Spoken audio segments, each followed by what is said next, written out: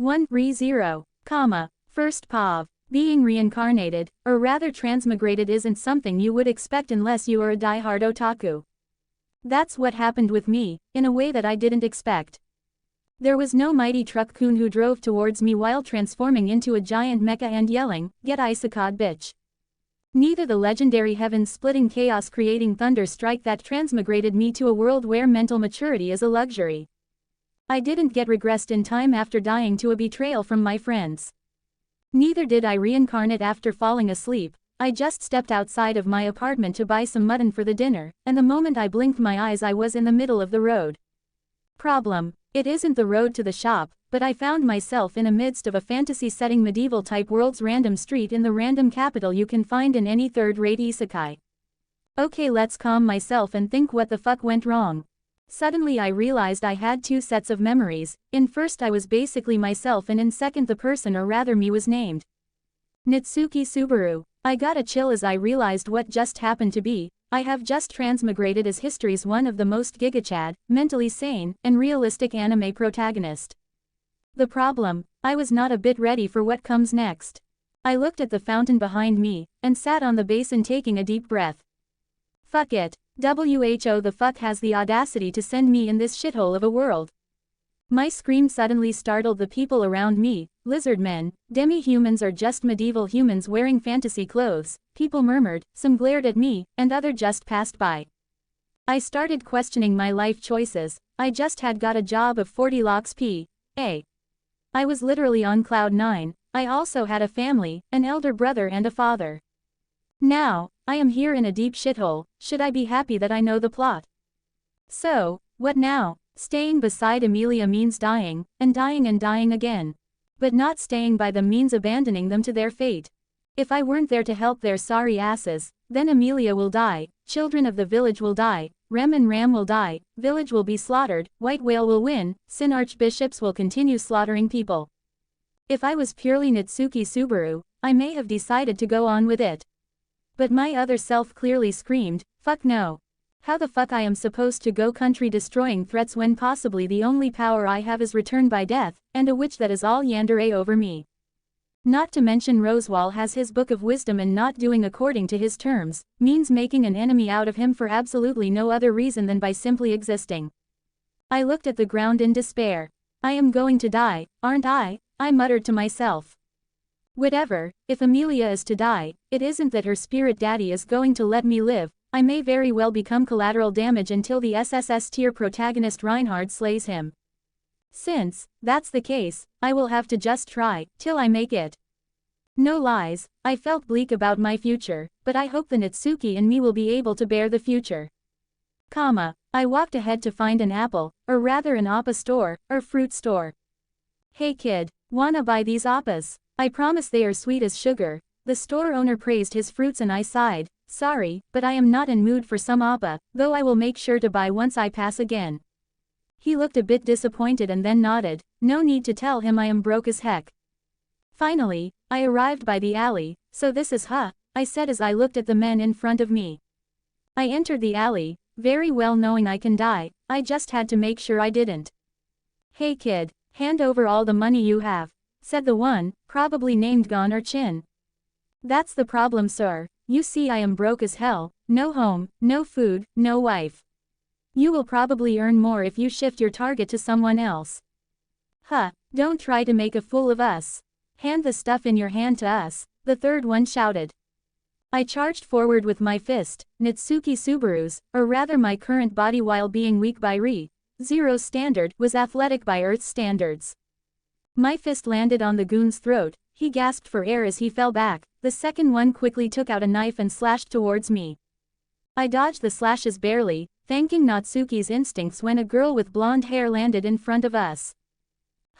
Seeing the goon confused, I charged forward and kicked at his groin. He yelled in pain and I snatched the knife from him. Whatever. You guys continue, Felt said as she jumped and ran away. Now only the last one was left. He looked at me seriously. You bah. I charged forward with the intent to stab him when someone kicked at my leg, and I fell down. No, I screamed inside my mind desperately. However, it was late. The third one snatched the dropped knife and stabbed me, again and again, again and again. By the time he stopped, life started fading my eyes. Deserved it, bastard, one of them said. The pain was too much, an intense burning sensation filled my body where it was stabbed. What's happening here? She was too late, she arrived late, and I died. Natsuki Subaru was dead. Asterisk 2, comma, where was I? I had no idea. A dark fog had covered entire place. I had no hands, no legs, no body. All was there my consciousness. Suddenly I heard a whisper in the dark, a chill ran down my spine, even if I had no spine to speak of. I love you, I love you, I love you, I love you, I love you, I love you, I love you, I love you, I love you, I love you, I love you, I love you, I love you, I love you, I love you, I love you, I love you, I love you. Like a rhyme it kept repeating. From the dark fog came a figure of the woman. She started coming near me.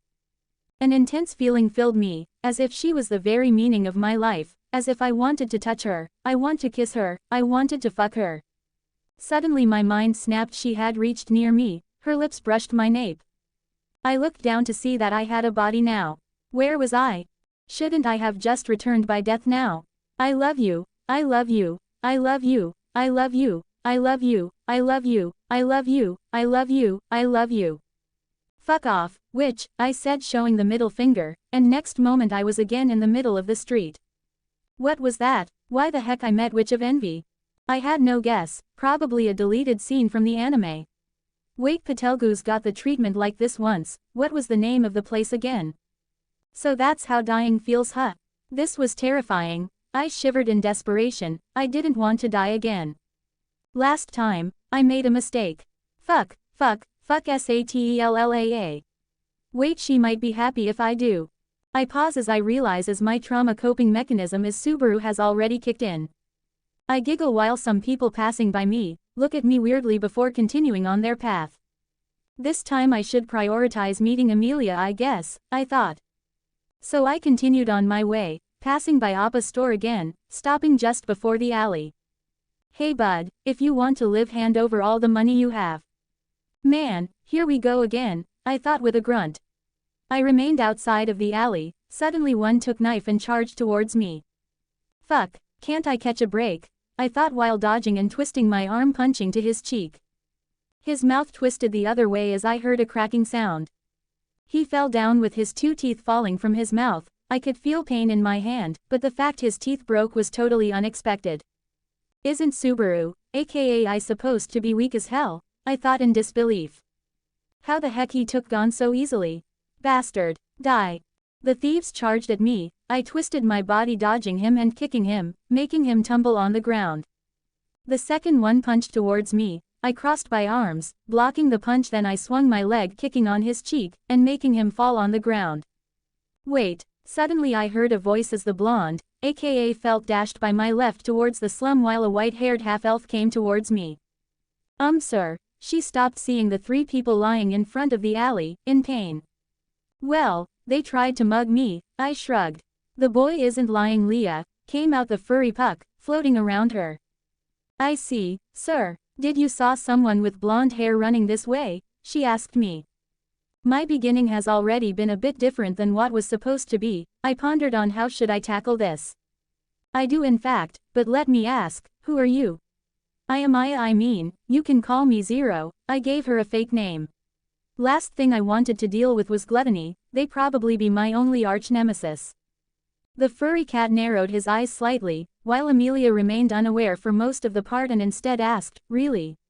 Then can you show me the way she ran off? She has stolen something very important from me. Well, she ran towards the slum. Anyway, what's your name? She seemed to hesitate for a moment before saying, Satella, my name is Satella. I left out a disappointed sigh, and said, it is not good to lie to your benefactor, right? She flinched and made a guilty expression while Puck huffed and moved in front of my face and said with a slight glare, says the man who gave a fake name. I smiled and replied, I have reason for it. You see, it is a safety precaution against witches' cult. Puck frowned, and said, you do speak truth. Still, my daughter has her own circumstances to not disclose her name to strangers. Stop it, Puck. I am sorry, Sir Zero, for lying. My name is Emilia. I felt a bit bad, but I needed to keep my name a secret. so when I eventually fight against gluttony, I can completely invalidate his authority. I can understand, you are a half-elf and world isn't kind to your people, however I can say with confidence that your race doesn't affect my attitude towards you at all, I said. Well, he speaks the truth. Anyway, Leah, we should continue with our search, now that we have a clue about the thief. Then let me search that thief with you. You see I am completely broke, so, I hope you can help me. I gave her a reason for why I wanted to help her. Suddenly she flinched and said, actually I don't have any money either. I looked at her deadpan. Even if I knew about it in advance, it still feels stupid. Whatever, since I have decided to help you, let's go with it. She hesitantly took up my offer to help her. We decided to head towards slum when we found a girl crying in middle of the street. Where are your parents? Did you get separated from them? Asked Emilia. She shrank back in fear, and however after I showed a trick that I learned as Subaru, she finally stopped crying. After some effort we managed to find her mother. To be continued. Another new FIC, and I have stocked like 30 chaps of this FIC. So let's fucking go. 30 comments 0 vote. 2 Old Man Rom. 3rd Pav. I am glad that we were able to find her mother. Emilia smiled as she looked at the girl waving to her. Because of her race she was generally disliked and hated by everyone, however Emilia is a kind-hearted woman and holds no resentment towards others for her treatment. Her wish is to free the frozen elves, and the only way she was told to achieve was by using dragon blood, which she can only use after becoming the ruler of the kingdom. Anyway, we should head to slums now, Subaru said, and she nodded. Soon they were in slums. Broken and dilapidated houses were everywhere. They asked for directions towards Rom's place. Some kids pointed the way for them and soon they reached there. Is it the place? Emilia looked at the wooden bar. As they knocked on the door, someone spoke. Tell me the password. Knock, knock Rom, knock knock. That's not the password. The gate opened revealing a bulky figure, standing at an impressive height if not for his hunchback-like style of walking. He had white strands of hair lining his eyebrow and was bald. Undoubtedly this man was Rom, who looked more scarier than in anime. So, you are Old Man Rom. I have seen you before but not met you until now, Subaru said. He grunted and looked at both of them. Why are you here? He questioned. Emilia stepped forward, her eyes resolute. I have come here to get my insignia, please return it. The Old Man Rom grunted and replied, I don't know about any insignia. Well Emilia, you remember what I told you, right? The person who has stolen it will come here, as this is the place for the dealership. We will wait until then, Subaru said. Emilia nodded, trusting him. They entered the bar. Old Rom sighed and thought, it would seem Felt's latest deal is going to fail. Soon the blonde-haired Felt returned. I am back, old man, wait. What are you doing here? She looked at Emilia with widened eyes. So, you are the one who stole my insignia. You must return it. Emilia spat. Puck came out of the crystal and said, as my daughter said. Return her insignia.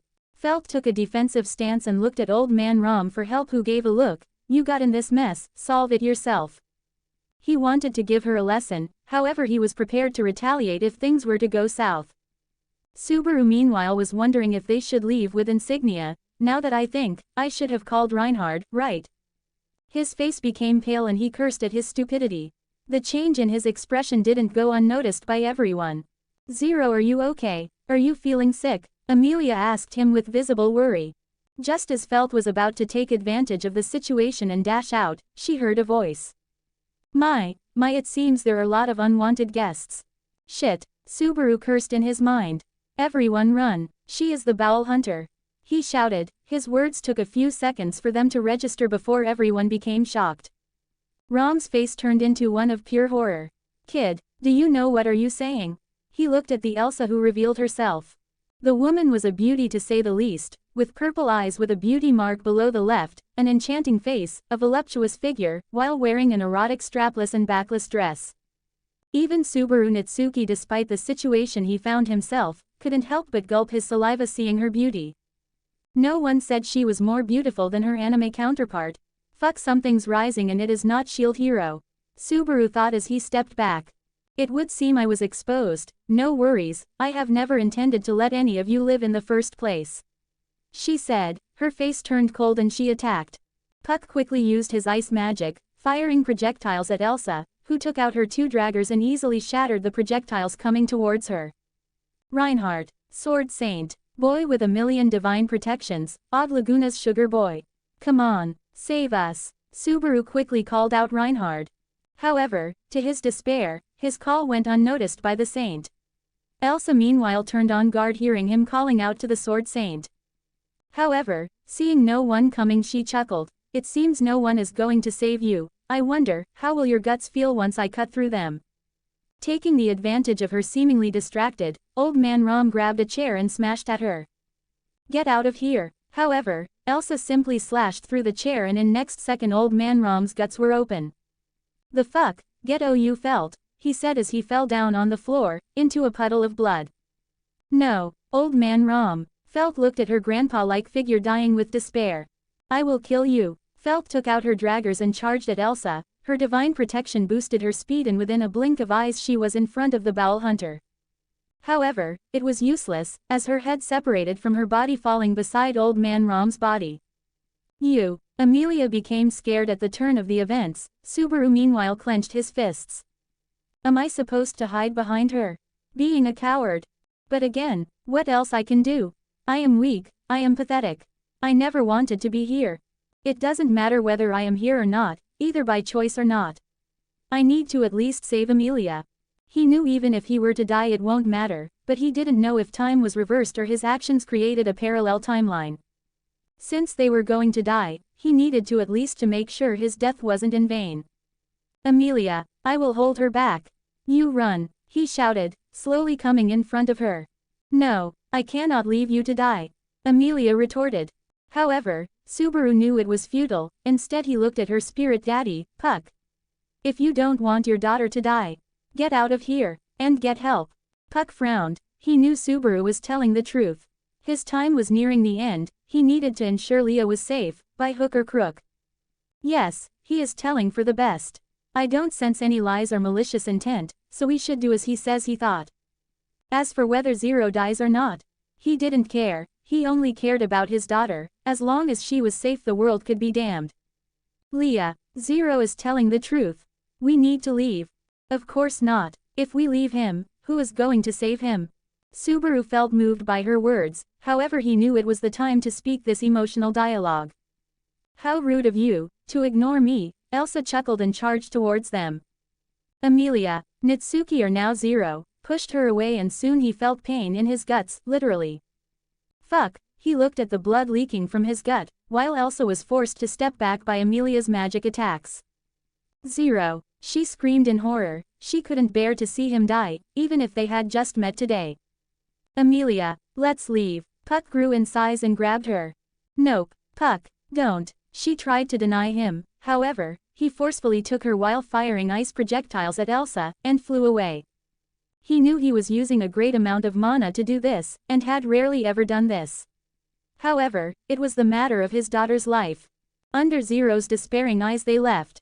Oh disappointing, they left you to die, Elsa chuckled looking one last time at Zero before dashing outside. It hurts so much, why don't I just die real quick? Subaru Natsuki cried, tears spilled out of his eyes as his life slowly faded away.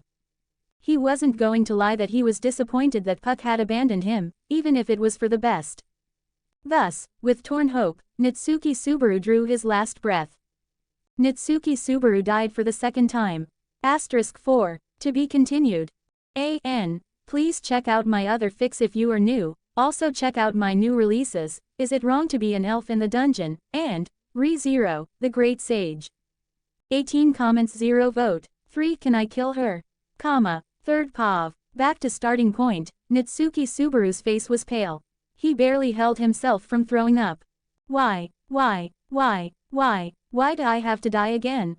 He thought with unbridled anger, he wondered if he should have let Emilia die and escaped.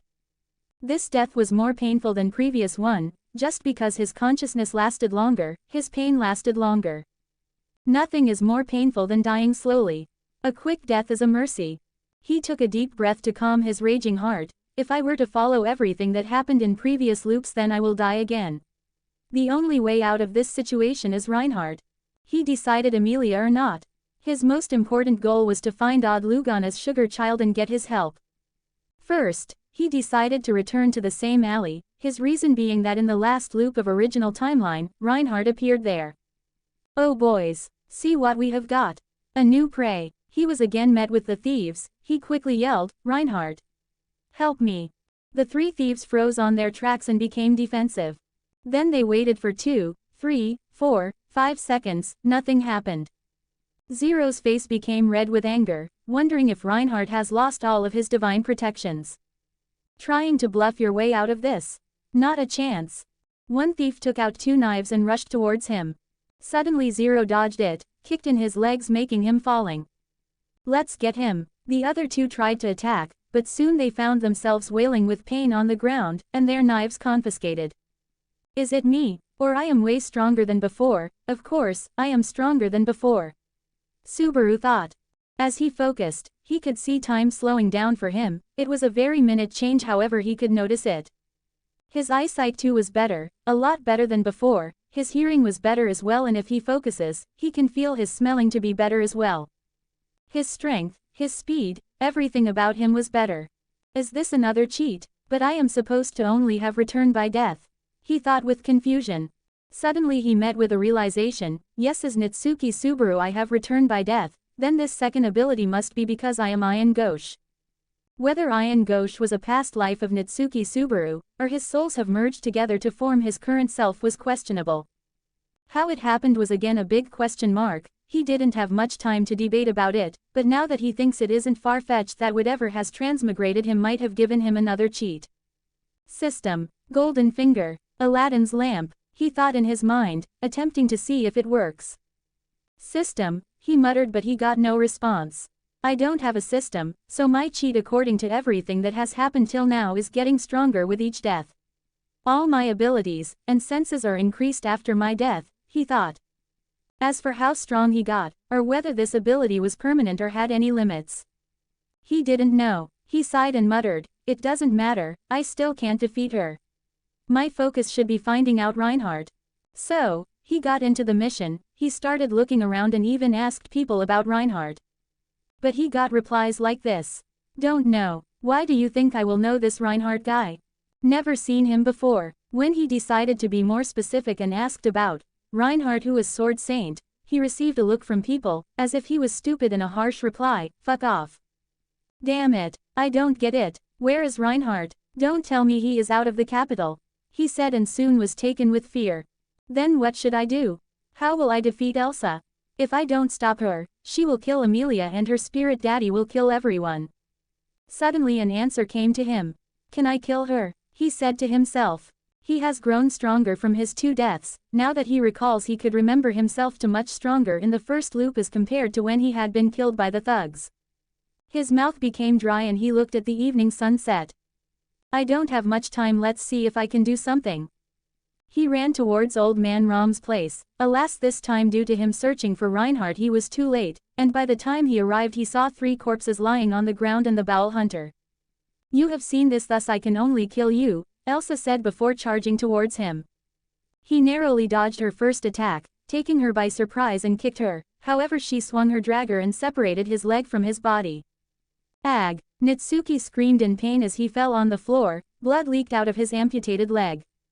Fufu, what a delightful scream. I wonder how your guts color is. She gave a sadistic reply before calmly moving towards him with seductive steps. Please see someone guck. Zero's throat was cut by her dagger and next moment his guts. It hurts. It hurts. Please see. Someone. Save me. He cried in his mind, tears staining his cheek. Elsa licked her lips seeing him slowly dying, a euphoric look appeared in her face. Slowly, life faded from his eyes. Natsuki Subaru has died for the 3rd time. *8. To be continued. A.N. I am going to release short chaps for this FIC, as a FIC is fine as this is meant to savor slowly. Closing parenthesis. 17 comments 0 vote. Pissed. Download the app for additional rewards. More events, more perks. Winning you more free perks. Download now. Acros_0. Download app now. 4. The sad smile bonus chap. 3rd Pav. Huff huff. Natsuki panted as he returned by death, again. What should I do? Just what should I do? He screamed internally. This time he again died slowly. If not for the fact that his throat was cut open, he would have died even more slowly. He was shaken by it, indeed shaken. Am I not supposed to be traumatized? I just have died 3 times. He thought. He again took a deep breath, and wondered what should he do. He tried to find Reinhard, however, he isn't here. Take help from some other knight. He shook his head. They will eat him alive before helping him. He knew that the current state of Lugunica wasn't good. Last thing he wanted to deal with was sadistic corrupt knights. First things first, let me test if I have gotten stronger, again he thought, and headed back to the alley where he is supposed to meet the thugs. Once he approached the alley, he again met the thugs. Oh boy, a lamb walking right into. His words were cut short as Subaru delivered a full-powered punch on his cheek. He spectacularly fell on the ground and coughed blood and some broken teeth. What? The second was about to take his knife when Subaru grabbed both of his hands and gave him a headbutt. Splurt. Blood shot out of his head as the thug started bleeding heavily while Subaru gritted his teeth in pain. The third thief, seeing his friends being dispatched easily, quickly screamed, "Spare me. I will give you my money." Subaru stopped and grinned just as thief was about to relax. He received a kick on his groin. Crack. His pant was covered with blood and he released a blood-wrenching scream before falling down. Subaru gave his signature mean eyes, before scooping the knives and money from them and then going on his way. Soon he reached Old Man Rom's building and knocked on the door. "Tell the code," he heard from inside. "Bowel Hunter is after you. If you don't want to die, then better let me in." There was silence. Subaru wondered if he would let him in, and then the door opened with Rom on guard holding a spiked club. "Better tell me what's your intention, otherwise you won't be making out alive," he threatened Subaru with a cold glare. "How about you let me in first?" Subaru responded, wondering to himself if he believed the threat or not. Rom grunted and let him in. Once they were seated on the chairs, he said, "Felt made deal with the Bowel Hunter to steal the insignia that indicates whether a person is a dragon priestess." Rom's face became pale hearing it and he said, "Her client is the infamous Bowel Hunter. Damn brat. I told her it was suspicious when someone was offering 10 holy coins for a mere insignia which shows the dragon priestess." He was enraged, and rightfully so. Felt had gotten them into very big trouble. Subaru couldn't help but share his feelings. If not for the fact that Subaru died several times to save Felt, she would have died a dog's death. "I am making an offer," Subaru said, garnering his attention, and then continued, "I will give you 20 holy coins. When Felt arrives here, she shall take the money and hand that insignia over to me, and then you two make a run for it, and so do I." Rom frowned and said, "I still don't believe you completely, however if you are offering me money, I guess I can believe in you." Subaru chuckled, seeing how money was solving things again. Soon Felt arrived and was surprised by Subaru's presence. "Old man, who is he?" she asked, curious. However, Rom was in hurry. "Listen Felt, that man is offering us 20 royal coins for the insignia. We take it and give him the insignia and quickly make a run for it." Felt realized something was wrong and she quickly asked, "Why?" "The client is the Bowel Hunter. I want to yell at you and want to explain everything, however the time is running out. We take 20 holy coins and make a run for it," he said. Felt was shocked. She wanted to question further, however seeing Rom's look she obediently handed the insignia to Subaru, who gave her the money. She checked it with relief and he nodded. "Very well, I shall leave. If I wait here any longer I fear she will be here." He quickly put the insignia in his pocket and left. He didn't care anymore what happened to Felt or Rom. His priority was to find Emilia and get out of the slums. As he walking, he saw a familiar figure and his eyes widened. Damn it. It's Elsa. She moved her hips seductively as she walked, however it wasn't attractive at all, rather he felt fear. He tried to act normally and walk away. As he passed by her, he sighed in relief. "Stop." Suddenly he heard her voice and froze. She turned around and so did he, and he asked nervously, "Do you want something, miss?" "How interesting. I sense fear from you. But it's the first time I am meeting you, so care to enlighten me?" she asked with curiosity. A beautiful smile formed on her seductive lips. "You see, I have a bad history with beautiful women, so I can't help but fear you," Subaru replied. His brain worked faster, and he felt smarter and felt that the reply was best.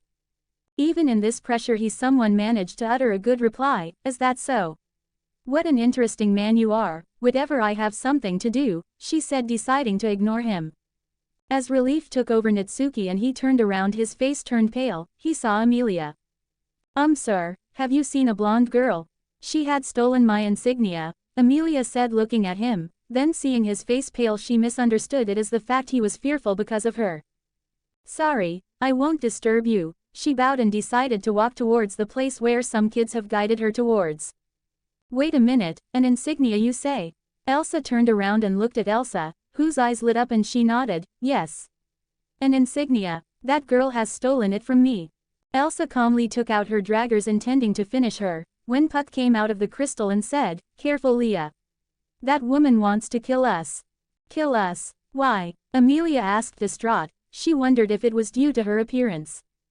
I don't know and neither I care, she wants to hurt you. She will have to go through me, Puck said. Subaru meanwhile was in dilemma, in the end he gave up. Leave it, Puck's time is soon going to be over. He probably won't return till daytime. I can escape, he thought and started running away. However, he heard footsteps following him, he looked back to find it to be Elsa's. Why? He screamed in despair, since I have no choice but to fight. He turned around and took out his 2 knives. My wanting to fight with me. With 2 knives as well. Elsa licked her lips. She swung her dagger, Natsuki dodged then again, and again. Elsa became surprised seeing him dodging her attacks, even if it was casual ones. It seems you are not half bad. I need to get serious it seems, Elsa said, and her movements became a blur. Subaru could barely see her, and formed a cross with his hands only for them to be cut off. Next moments his guts were split open and he was drowning in his own puddle of blood. Emilia, he muttered and looked to find Puck grabbing Emilia and flying away despite her protests. He smiled, it was a sad smile. Yes, what did I expect? To her, I have never met her and I also ran away like a coward, he thought. But soon his thoughts took a turn, but is it wrong to not want to die? It hurts, he thought as his life slowly faded away. Natsuki Subaru has died for the 4th time. *16. To be continued. I am giving a bonus chap, however I want all of you to send your power stones to the FIC, is it wrong to be an elf in another world? As long as that FIC stays in top 30, I will upload 2 chaps daily. I will also upload the chap of the Demon God in Marvel shortly. Only by uniting our efforts we can beat also those translators. 29 comments 0 vote. 5 Raina van Astria. A portion of this chap was missing, so I had to delete this and re-upload it. 3rd Pav. You disappoint me, Raina, a voice cut through her heart. Wilhelm looked down at her granddaughter with wrath and hated, he slapped her. Raina looked in disbelief, a seething pain embraced her cheek. Her tears threatened to pour down. You monster, to steal your own grandmother's blessing. You killed her, you killed my Teresia, you vile demon spawn. Hearing the hurtful words spat by her grandfather, she stood alone. She looked around for comfort, for help. But all she was met with accusing glares, disappointed looks. She looked on the ground, her eyes devoid of light. Never show your face to me again, Wilhelm said one last time before turning around and leaving. She fell on the ground breaking into a crying mess, however her tears were ignored, her pleas were ignored. She was blamed for stealing her grandma's blessings in the middle of the battle against White Whale. From that day onwards her relationship with her family deteriorated. You defeated me, so easily, Heinkel looked at her in disbelief. Raina nodded, having accomplished something that she only dreamed of, looked at her father with eager eyes, wanting his praise, but all she got was a curse. You monster. She froze, wondering if she had heard it wrong. She looked at her father to see him looking with hatred, she trembled and fear took over her. Why? She asked, her heart was unable to bear his look. Why you ask? Why you ask, you filthy monster? He screamed, his voice stunned her, tears started pouring out of her eyes. He slapped her, however instead of her falling on the ground it was his hand which was hurt. You monster, you took away something that belonged to me. I was supposed to get the blessing. I was. Then because of you, my mother died. I doubt if it was because of you my wife got in coma as well. He spat, his every word cut through her and she became a sobbing mess. I apologize, please forgive me, she repeated again and again, however her words made Heinkel only colder. He had sparred her after drinking a lot of alcohol, and now in his current state his anger was magnified. He grabbed her by hair, and slapped her, again, and again, and again, until his hand was bleeding. For Reina, each slap broke her heart, even if it barely hurt her. See this. He showed his bleeding palm. You did this, you hurt me. You are but a monster. I regret that you are my daughter. He spat at her and left her alone. She laid on the ground frozen, her father's saliva reeking with alcohol on her face.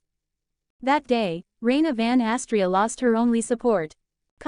Years passed by, however her relationship with her family only deteriorated. Due to Heinkel's and Wilhelm's habits, everyone started assuming it was Raina's fault, whether Theresia died or Luna got the Sleeping Beauty curse.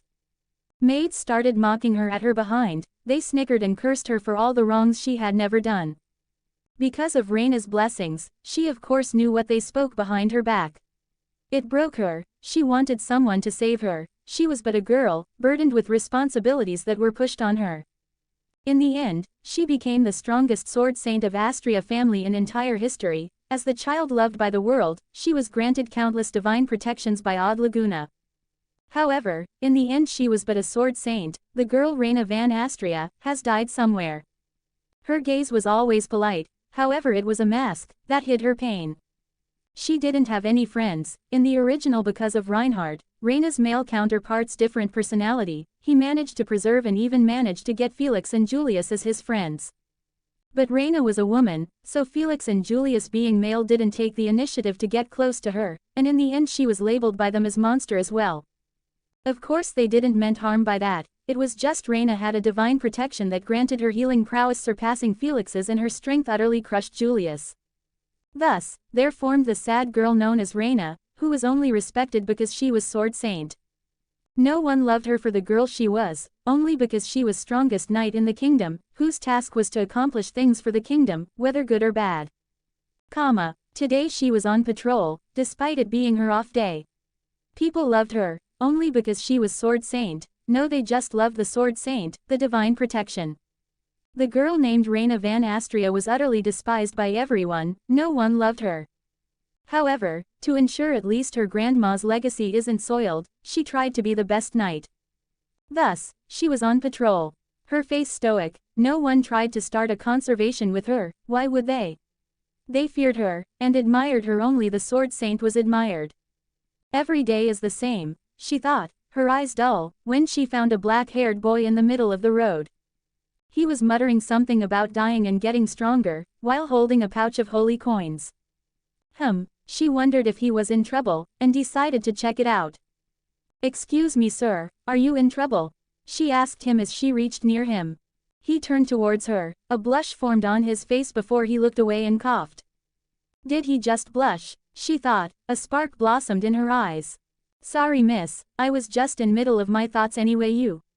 He looked at her with some similarity in his eyes. "Raina, my name is Raina and I am a knight," she said. She could deduce from his tongue and his hair that he wasn't from Lugunica, so she introduced herself. "Oh, so Miss Raina, how may I help you?" he said, a visible tint of red in his cheeks. "I found you muttering about dying. If you are in some trouble then let me know. As a knight it is my duty to help people," she said, while involuntarily her divine protections activated. "Help me." He looked in dilemma, and then looked at her and sighed. "I won't lie, I need help," he said, and she nodded, expecting to ask him to help her. "But I refuse your help," he continued, taking her by surprise. "Why?" she asked, curious. Every time she had tried to help someone no one refused her, ever.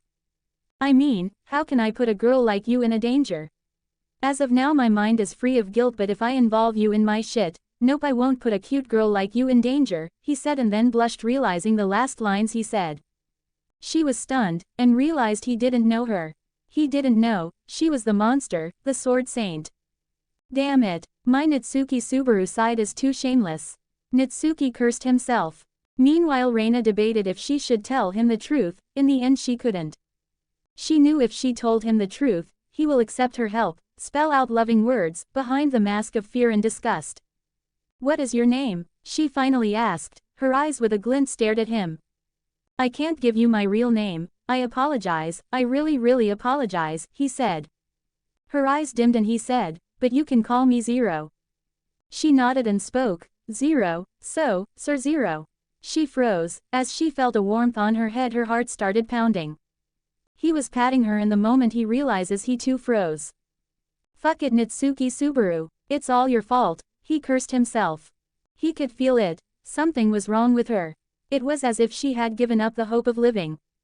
His senses were keener, so he quickly realized it and involuntarily started patting her, as to lessen her sorrow. As he tried to withdraw his hands, she grabbed it, her eyes widened, realizing her mistake, and she quickly let go of him. I apologize, I don't know what came over me, he apologized. Why did you do that? She asked, her voice cold. Her froze and wondered if he was going to die again. In the end he spoke the truth. Well, you are very cute and I sensed you were sad, so I did it, he replied while preparing to regress. I am cute. Raina blinked her eyes innocently. He didn't call me monster. Joy erupted in her heart. However, it was soon replaced by sorrow. Of course he doesn't know I am the Sword Saint. If he knew, then he would have feared me. She knew majority of common people feared her because of her position, and the fact that she had been responsible for her grandma's death. Anyway, I should be on my way. Thank you for trying to help me, however this is something that I must do myself, Subaru said. To be continued. 19 comments 0 vote. 6 becoming Emilia's friend bonus chap. ... Third POV. Anyway, I should be on my way. Thank you for trying to help me, however this is something that I must do myself, Subaru said. She nodded and he left, however her heart wasn't at ease. Should I follow him? His words were nothing but genuine even when he called me cute. A blush came on her cheeks.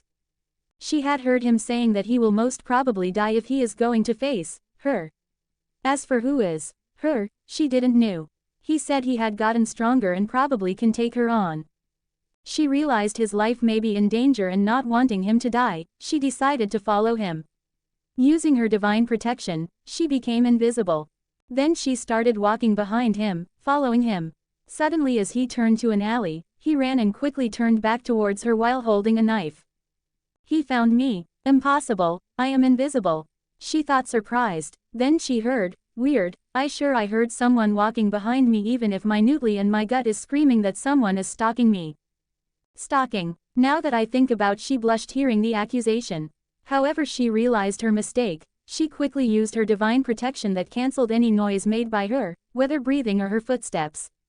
She then used another divine blessing to make herself odorless, and then used her divine blessing of sixth sense cancellation, which erases any precognition of her by sixth sense. Natsuki thought his enhanced senses might have been playing with his mind, and continued on his way. As he reached slums, he finally encountered Emilia, who, seeing him, hesitated for a moment before asking, sir, have you seen a short girl with short blonde hair, ruby eyes and a red scarf? Are you talking about Felt? Hearing his words, her eyes lit up. She clenched her fists in excitement. She finally got a lead. Yes, I am talking about Felt, Emilia said while smiling like a child who had got his toffee. No, Subaru, don't laugh. Subaru held his laughter back, seeing how easily she believed him, and the fact that the thief was someone named Felt. Well, I can take you where she might be, however I would need a favor, he said, and she hesitated. Actually, I have no money with me, Emilia said, and Subaru gave her a dry look. Well, whatever, I am going there as well, so you can just follow me, he said, and her eyes lit up. Really, it won't be a problem if I follow you? She asked, wondering if he would judge her by her look and race. No problem, I am happy to help a cute girl as you. Natsuki shrugged. While Emilia froze hearing him say cute, Raina felt a tinge of jealousy rise up in her. Why he had to call her cute? She looks like the witch after all, Raina thought with sour mood. When he had said her cute earlier, she was feeling joyful, but for some reason seeing him call another girl cute made her feel angry. Angry at the girl. But then hope rose within her. Despite her appearance as the Witch of Envy, Satella, he calls her cute, so would he still call me cute, if he knows I am a monster? She thought, her breath hitched. Then she shook her head, why I am thinking of such stuff. It is literally the first time I have met him, but his hands were warm, she thought. She didn't know what was happening to her, but if others were to know that she fell in love simply because some called her cute, they would have been stunned. She didn't receive any love from her parents, everyone treated her as unwanted, her only use was to serve to the kingdom as the sword saint. To the kingdom it didn't matter how she felt, to them all she was a knight that needed to be a loyal dog. To others the feeling of Raina van Astria never mattered, they didn't even realize the fact that in the end she was but a girl. Unfortunately, her noble status made it impossible for commoners to be friends with her, and add the bad rumors about her. You get a girl who is extremely love-deprived, and as Natsuki became the first boy to shower her with warmth, even only a bit. She became what happened to original Natsuki with Emilia, however, it was just a bud yet to blossom. While she was debating with herself, Emilia looked at Subaru surprised. "I am a half-elf. Are you speaking the truth or lying?" she asked. Suddenly Puck came out of the crystal and said, "He wasn't lying, Leah, when he said that you were cute." Hearing his words she blushed. Emilia is Emilia, don't expect her to get falling for Mick when her brain is of a child. However, you cannot get close to my daughter without her father's permission," Puck argued. "She doesn't have a friend, right?" asked Subaru, and Puck became surprised. His eyes became cold while Emilia was hurt by his words. "So how about I become her first friend?" Subaru offered to her. "My friend? Really? But I am a half-elf. So, I don't judge people's personality from how they look. To me you are just a cute and lonely girl, who could use a friend like me." Subaru said. "Yeah, totally a friend who has to die for her several times," he thought dryly. "He speaks truth, Emilia." Puck's expression softened and he nodded as he looked at his daughter. Then, I am Emilia, a half-elf, I would like to be your friend, sir." She stopped realizing she didn't know his name. "I cannot tell my name, as it is a precaution against the disgusting witch cult, however you can call me Zero," he said, and she nodded. He stretched his hand towards her, and she grabbed it. He then did a handshake. While Emilia's face lit up, realizing she has made a friend. "Puck, I have made a friend." She looked at her self-proclaimed father with innocent eyes, who nodded. Puck knew that Zero had no bad intentions, however he was still on his guard. "I just hope you don't make my daughter cry otherwise." His eyes narrowed. Raina meanwhile felt even more jealous. She kicked on the ground angry. "I should have been the one to grab his hand," she thought, not realizing how absurd she was being. "Anyway, let me show you the way to Old Man Rom's place. That's where we will most probably found Felt and your insignia," he said, and she nodded. "I wonder if I will be able to save them this time," he thought and sighed. Emilia followed him to the Old Man Rom's place. They knocked on the door. "Tell the code." "Knock knock Rom." "Knock knock." "That's not the code." Old Man Rom opened the door with a grunt. "You see, we are here to get something that Felt has stolen," he said, and made way for Emilia, who stepped forward and looked at Rom. "I am here to get back my stolen insignia," Emilia said, and stepped inside. Felt, who was inside, became surprised seeing her. It's you. They both pointed at each other. Emilia said, "Give me back my insignia." "It's mine." "I won't. You should have taken a better care of it, miss." "I won't give the insignia back," Felt replied, and she took out her knife and took a defensive stance. "Old man, you shouldn't have let them in," she grunted, and Rom shrugged. As they argued, a voice cut through their debate. My, it seems you have failed," Elsa said as she stepped inside. Felt's eyes lit up seeing her. "I have the insignia as I promised, now give me the 10 holy coins." Emilia too became hostile towards Elsa. "I see, so you are the one who wanted my insignia. Tell me why you want my insignia."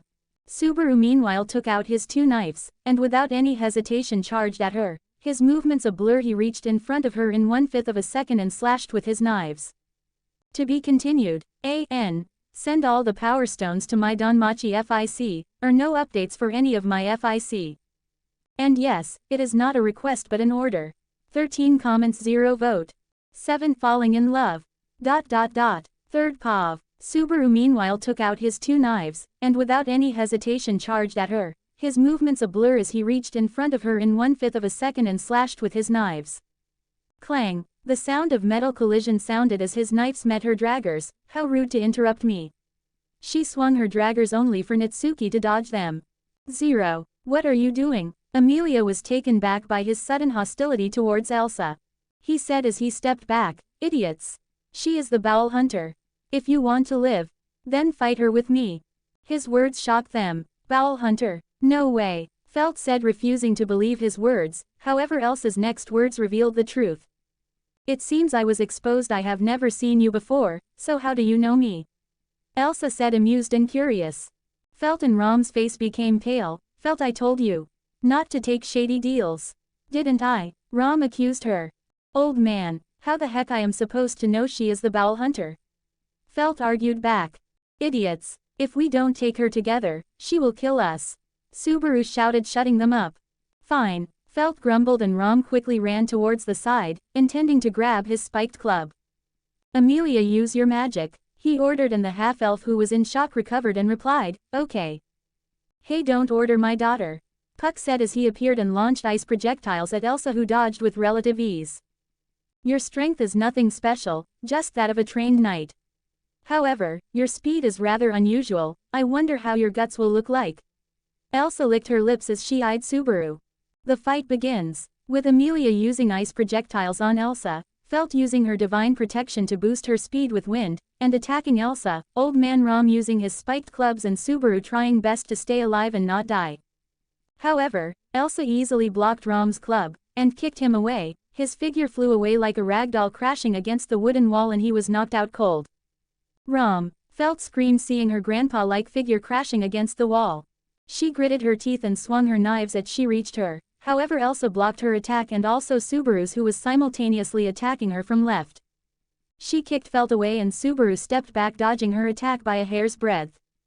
Your reactions and speed are impressive, despite your meager strength, Elsa commented. Elsa hadn't gone all out, otherwise Subaru and others would have died by now.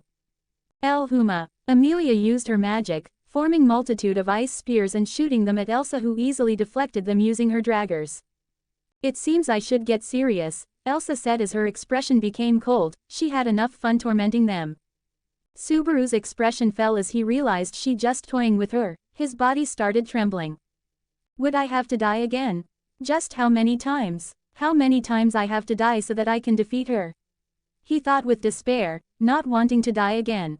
Elsa suddenly charged at Subaru, breaking the sound barrier. Subaru could barely react, and just as he was about to die, Elsa's attacks were stopped on her track by bare hands. Huh, Subaru reacted and became surprised seeing the figure in front of him. She had striking long red hair, cascading down her back. She had shimmering blue eyes and a white complexion. Her face was beautiful and cute at the same time. She was none other than Raina van Astria. Oh, who you might be? Elsa asked as she stepped back. Her sixth sense was practically screaming at her to run away. I am Raina, a knight. And I won't let you hurt Sir Zero and his companions, she said, not knowing how unknightly she sounded. Raina. Elsa's eyes widened as she realized it was none other than the Sword Saint. Her grip over the hilt of her draggers became stronger. Raina, what are you doing here? She is Bowel Hunter and extremely dangerous, Subaru said in surprise. Raina looked at him and gave a smile. I am a knight, and it's my duty to protect you. Then she turned towards Elsa, who swung her dragger towards Emilia. Raina quickly intercepted the dragger as Elsa made a run for her life. However, the next moment Raina was behind her and she swung the sword that was still sheathed. Boom! Elsa's spine cracked as she was thrown away like a ragdoll, breaking through the wall of Rom's bar, and through the old houses. Fuck, she said as she coughed blood. Emilia and Subaru were too shocked by the scene. Who is she? She was able to KO the freaking Bowel Hunter, Subaru thought in shock, not recalling any red-haired female knight that powerful from the anime.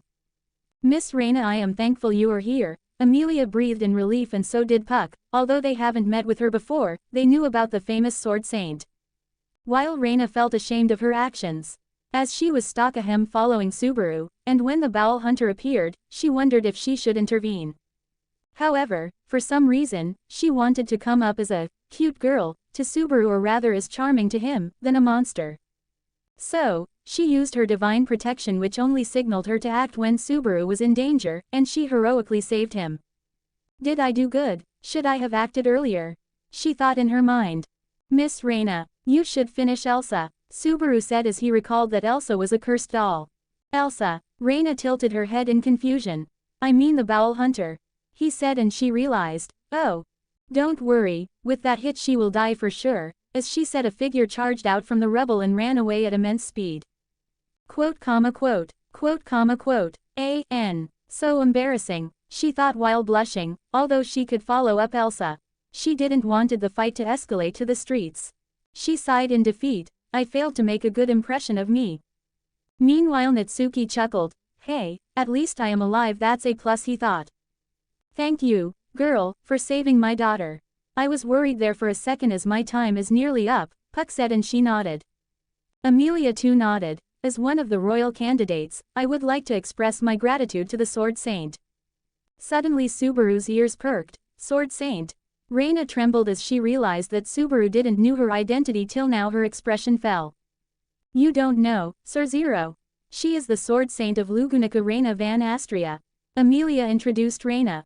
Natsuki Subaru was left stunned. He froze on his place as Reina too froze in her place. She looked downwards, her body started trembling with fear.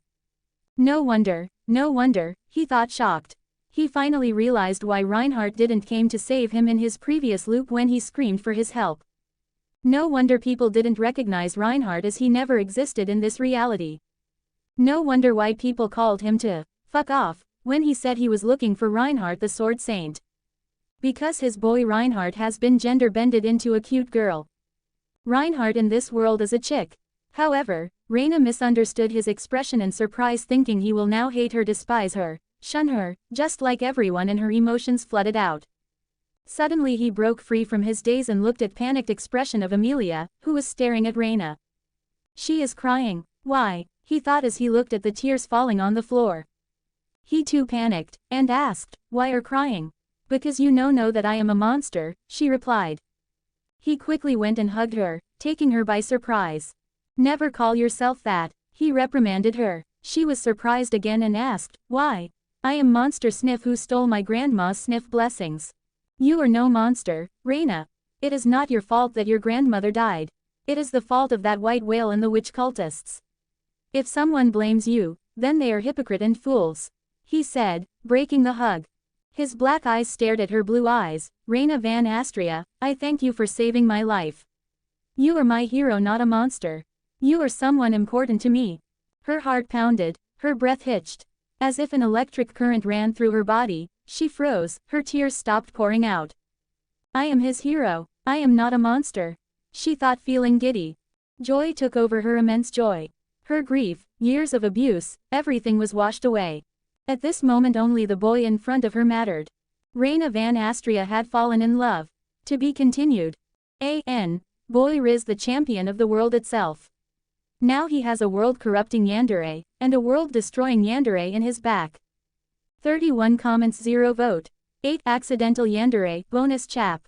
Comma. Third Pav. Subaru took out his handkerchief and wiped away her tears. There you go, you look more beautiful with a smile than tears staining your cheek, Subaru said. Reina blushed. She felt butterflies in her stomach. For some reason she wanted to stay longer with him. Is this love? She asked herself. The very concept of love had become something foreign to her, but now she could remember it. The joy she felt when her father praised her, the happiness she remembered when her grandfather looked at her with kind eyes, the way her mother tended to her. The way her grandma loved her and cherished her, showering with affection. But then she lost it all, her mother, her grandmother, her father, her grandfather. She lost them all, and by the people who previously loved her, she was labeled as a monster. While she was going through character development, Emilia remained in the background silent. At first, seeing Reina crying, she was baffled, wondering why she was crying. After all, Reina was the strongest sword saint in history of Lugunica since the first sword saint. She was a literal walking god. Even Puck had said even if he were to fully unleash himself, he will still die by her attacks, probably just a single slash from her blade. What can make such a strong girl cry? Then, seeing how Subaru took the initiative to calm her down, she too felt relieved. She also wanted to intervene but decided to remain silent lest she does some mistake. She too had a problem. She wasn't an expert in talking with others, so she didn't want to make the situation worse, and so she let Zero handle it. Damn, stop flirting with each other and help me. Suddenly a voice broke their trance. They looked to find Felt embedded in the wooden wall, her figure hanging on the wall, with only her lower half visible. Let me help you. Emilia came forward, grabbed her body and started pulling her. Stop, stop, do you want to kill me? My skin is being grazed by the wooden splinters. Screamed Felt in pain, and Emilia stopped and said, I am sorry. Raina, who had recovered from her sudden traumatic outbreak, decided to help Felt. She came and punched, breaking the wooden wall into splinters. Felt's figure finally became free and she stood forward while bleeding. "You are injured. Let me help you with healing magic," Emilia said, and Felt replied, "Leave it. First let's check old man Ram." Her voice showed worry. Hearing that, Subaru came towards the collapsed table and wall, and saw Ram lying unconscious while bleeding from his forehead. "It seems he is bleeding, Emilia. It would seem he needs your healing magic," said Subaru. However, before Emilia can intervene, Raina came beside him. "No worries, Sir Zero. I have divine protection of the healing. I can heal him easily." She quickly used her blessing and a golden light erupted from her hands, covering Ram's body, healing him.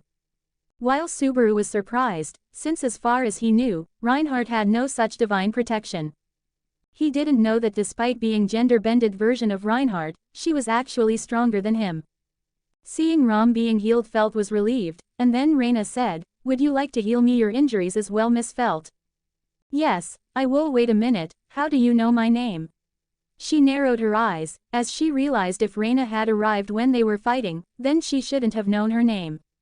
Only if she had arrived earlier, she would have known her name, but if she had arrived early, then why she didn't fight?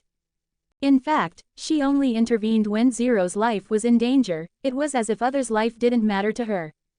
"It is a divine protection," she lied. She didn't want her image to be spoiled in front of Sir Zero. Meanwhile, Subaru's face became grim, knowing she had a divine protection that can reveal others' name. "Raina, can I ask for you something?" asked Subaru. Raina turned towards him and replied, "Yes. You can ask anything. Can you please not reveal my real name? It is a precaution against witch cult," he said. Sweat rolled down her back. "How do I tell? I have lied. Now that I think, if he were to ask his real name, I would have been in trouble," she thought, regretting lying. However, in the end, to save her image, she said, "I promise. I won't reveal your name to anyone." Subaru breathed in relief, while Puck said, "Yan, I am tired. Leah, you better ask your insignia back and meet up with Ram." Emilia yelped, "Yes. I almost forgot I came here to get my insignia. Thank you, Puck, for making me remember." Puck nodded and returned to her crystal, while Emilia turned towards Felt, who was being healed by Raina, and asked, "Miss Felt, can you return back my insignia? I promise I won't hold you accountable for it." Felt looked at Emilia guilty. "You see, forgive me for stealing your insignia. I have stolen it and you still helped and saved my life." Emilia smiled and replied, "No worries. In the end you are returning it, right?" Felt nodded and took out the insignia. As she took it out, the gem glowed, surprising Raina, who grabbed her hand. "Wait, why are you grabbing my hand?" asked Felt. Raina meanwhile stared at the glowing insignia and thought, "No doubt she is the fifth candidate, the one I was ordered to search for. If you look it carefully at the insignia, it's glowing. That indicates you are a dragon priestess," she replied. Her words took Felt by surprise. "Dragon priestess and me?" Subaru took the insignia from Felt's hand and its glow vanished. "Indeed, it seems you are correct, Raina." He handed it to Emilia, who once took the insignia, it started glowing again. "Wait, it means you are one of the dragon priestess." Felt pointed her finger at Emilia and looked at her with shock, who nodded. And I am as well." She pointed at herself in disbelief. "So, what now? I can't believe I am a dragon priestess, me. A gutter rat being one of the candidates for being the next ruler of this country. The notion itself is laughable," she said. Raina replied, "If you don't want to join the royal selection, then you don't need to." Her words took everyone, including Subaru, by surprise. Isn't Raina supposed to be a staunch supporter of Felt? I guess it must be because her personality is different from REINHARD. After all, she isn't REINHARD and he never cried, he thought. "What do you mean?" asked Felt, wondering if it was because she was gutter rat.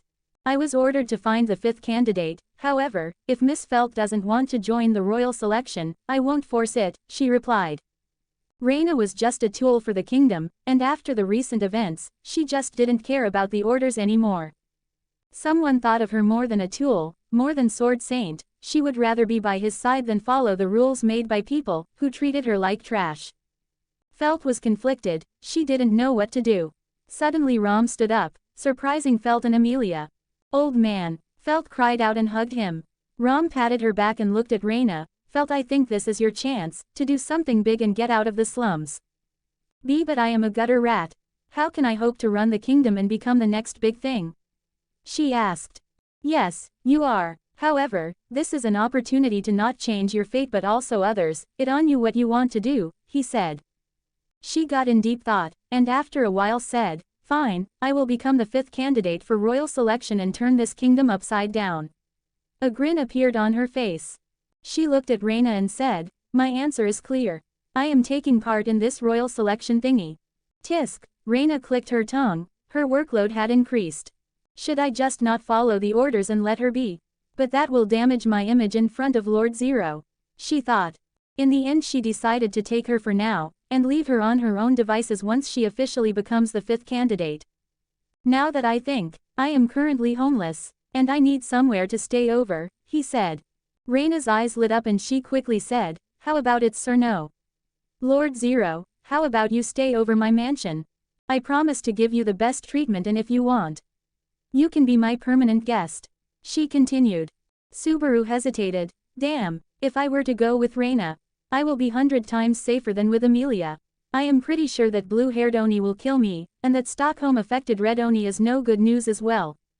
However, he knew, if he left them to their fate, it might affect the development of the world badly. Ram will most probably die to the curse. Secondly, who knows what Roswal will cook? He absolutely cannot let that guy cook. Otherwise, he will be cooked. He sighed and said, I apologize, Miss Raina, but I think I will pass on your offer. Since I have helped Miss Emilia, it is her job to have me as guest, right?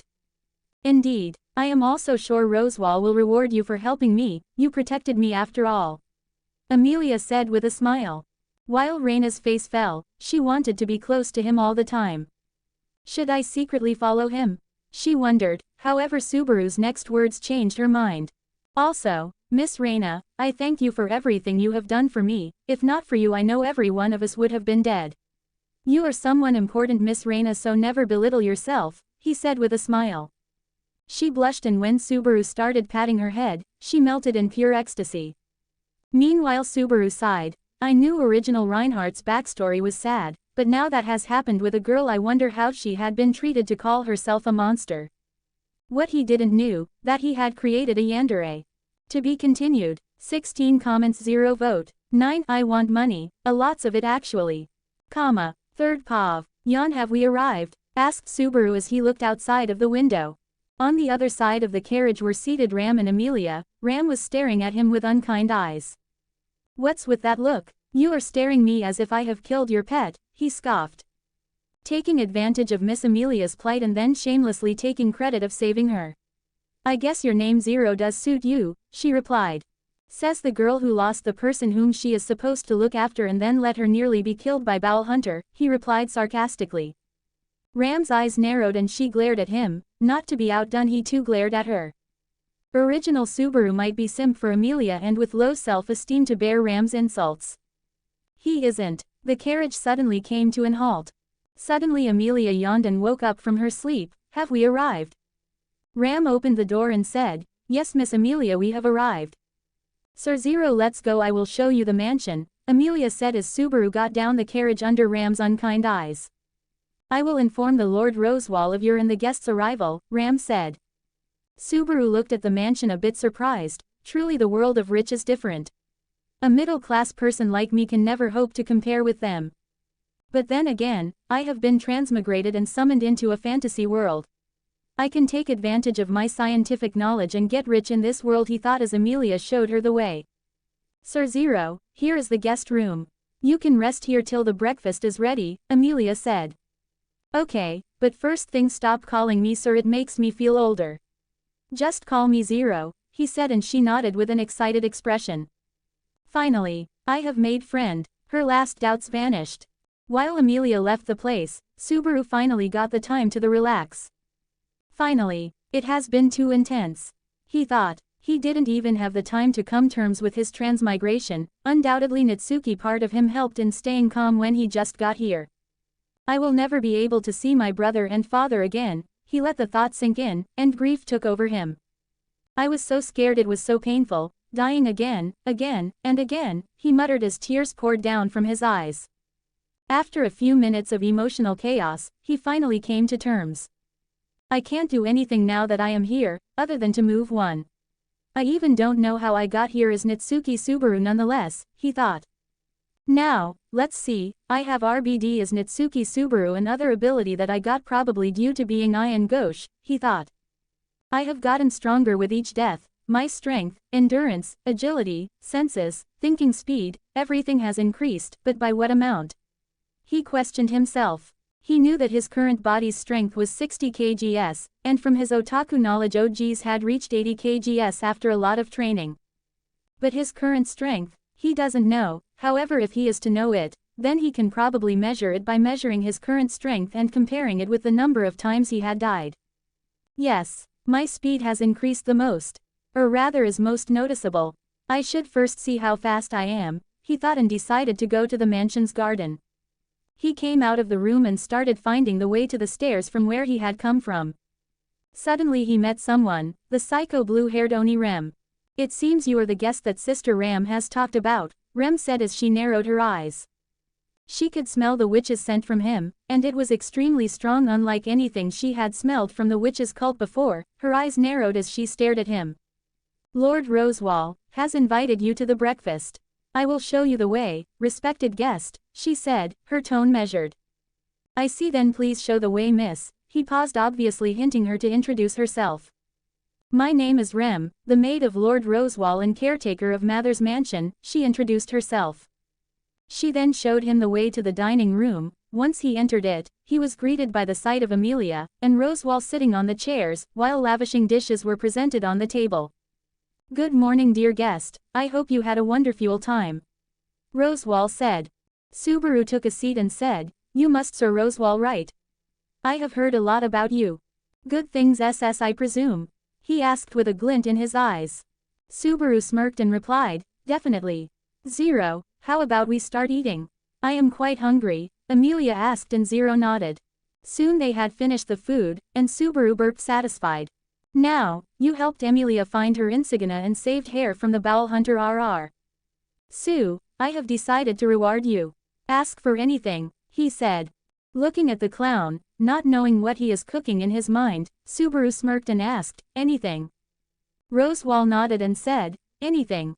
Very well, first thing I would like to make myself clear, I found her insignia and saved her from the Bowel hunter, so I would like 2 favors, one big and one small, he said under the glare of Ram, who muttered, Shameless.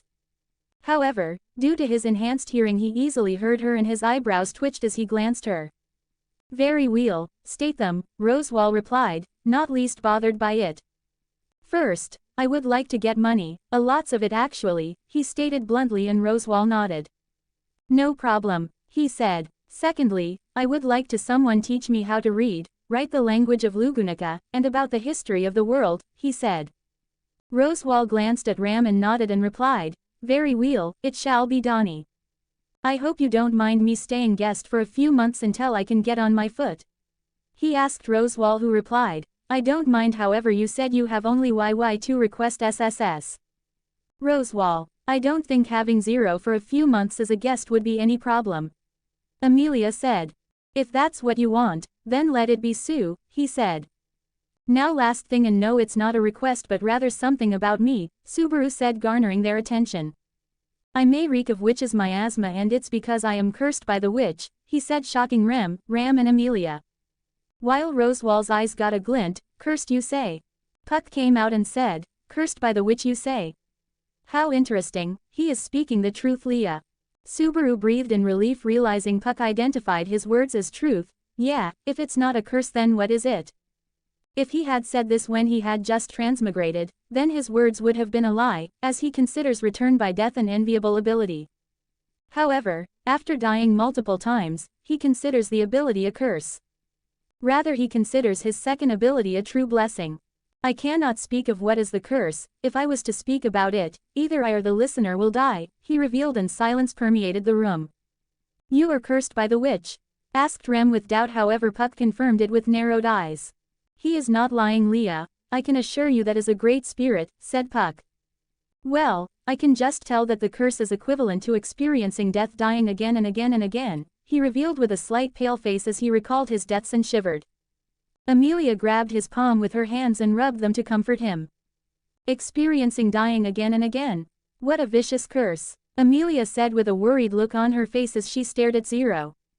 Don't worry Zero, if you need help with anything I am here, Emilia further stated holding his hand. So Puuk, Rosewall looked at the spirit.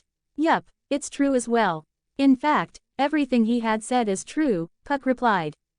How can we be sure that he isn't a filthy witch cultist? Rem suddenly yelled while glaring at Subaru. Rem, reprimanded Ram as she kicked at her foot. I apologize for my outburst. Rem quickly rectified herself and bowed towards her lord and Subaru hiding her glare. Are you then calling me a liar maid?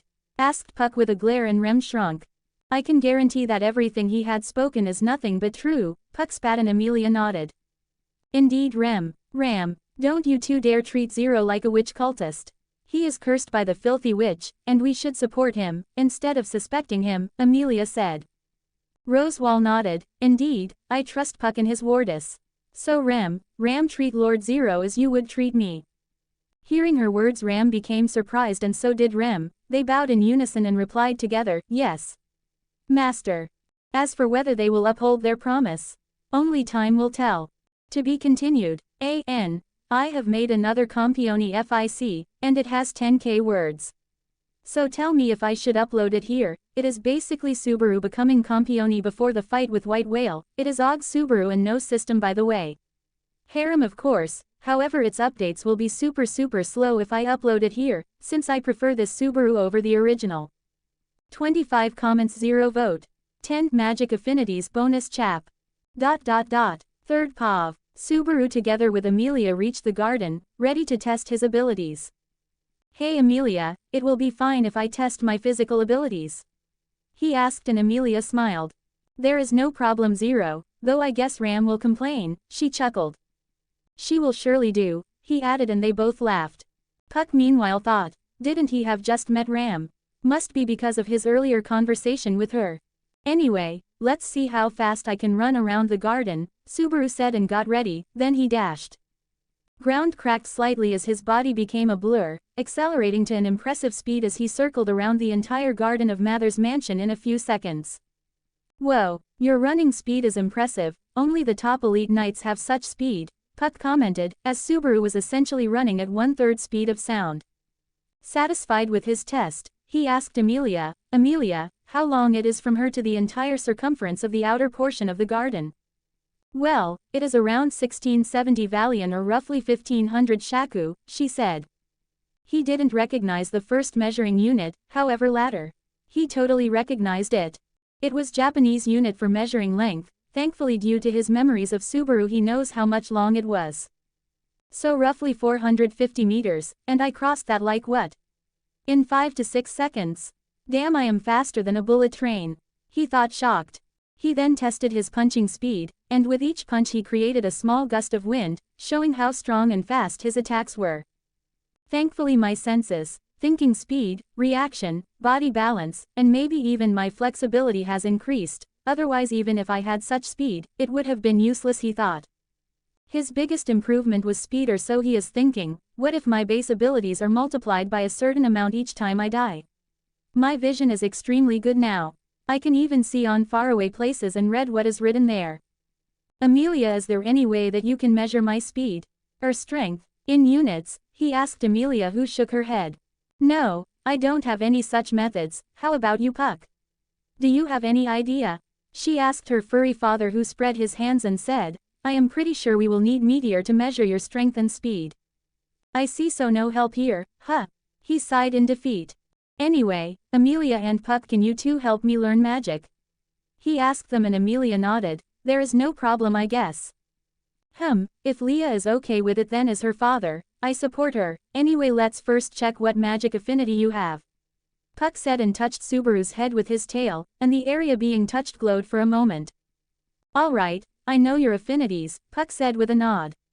What might be my affinities? Original Subaru just had a single affinity of Y and he thought and looked at Puck with nervousness and anticipation on his face. You have shadow and earth magic affinities, not to mention, I sense absurdly high spiritual affinity from you. Your gait and the amount of mana you possess is above average as well, decent if we go by the humans' terms, he said, surprising Subaru. I have shadow magic affinity as Subaru and Earth due to my second identity. He also noticed how Puck commented he had extremely high spiritual affinity.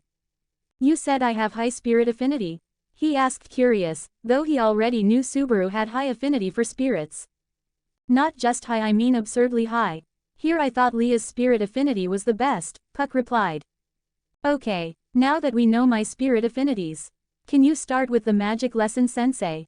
He asked Puck, who nodded. Sure. Do you want to learn shadow or earth magic first? Shadow magic. He didn't even hesitate. Shadow or yin magic increased his survival chances exponentially. Then Puck continued with his lesson on magic. Apparently each type of magic has a prefix and suffix. Suffix of the magic was different for each attribute of magic, and prefix decided the power of the magic casted, which were L, O, and Al, in ascending order. The suffix for shadow or yin magic was shamik, and for earth magic it was dona. Magicians used their gate to use up their stored mana to release magic, while spirit arts user used spirits as a pseudo-gate and mana from their surroundings to use magic. However, it had a very strict requirement, which was spirit affinity. After learning everything, Subaru realized, does the amount of mana I possess, strength of my gate and spirit affinity too increases with each death? If that's the case, it is too broken. He didn't know he had hit the mark. Unknown to him, everything about him, if beneficial to him, doubled with each death. It must be the case, otherwise original Subaru's gate was weak as hell and the amount of mana he possessed wasn't great as well, he thought. Then finally he got ready to test his magic. Beginning with Shamik, he imagined the flow of mana and muttered, Shamik.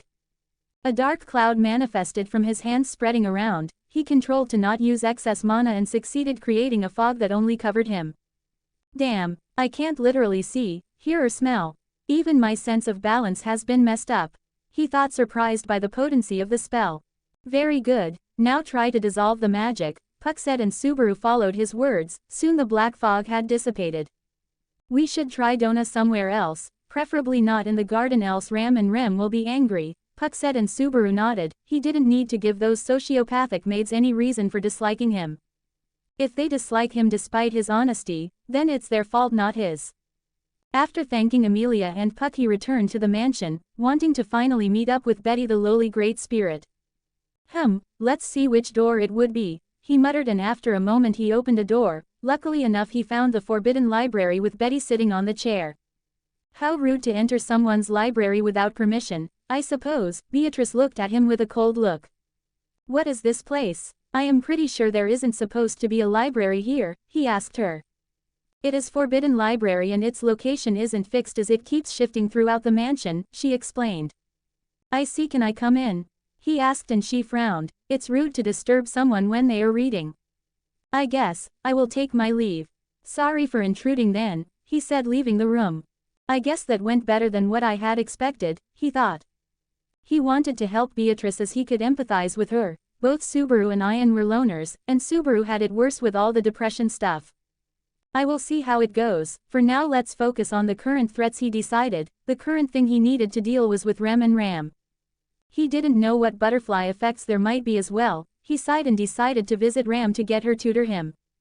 To be continued. Guys, there is a guy who for some reason is after me, and wants to prove I am wrong. It is in the review section of the Demon God in Marvel.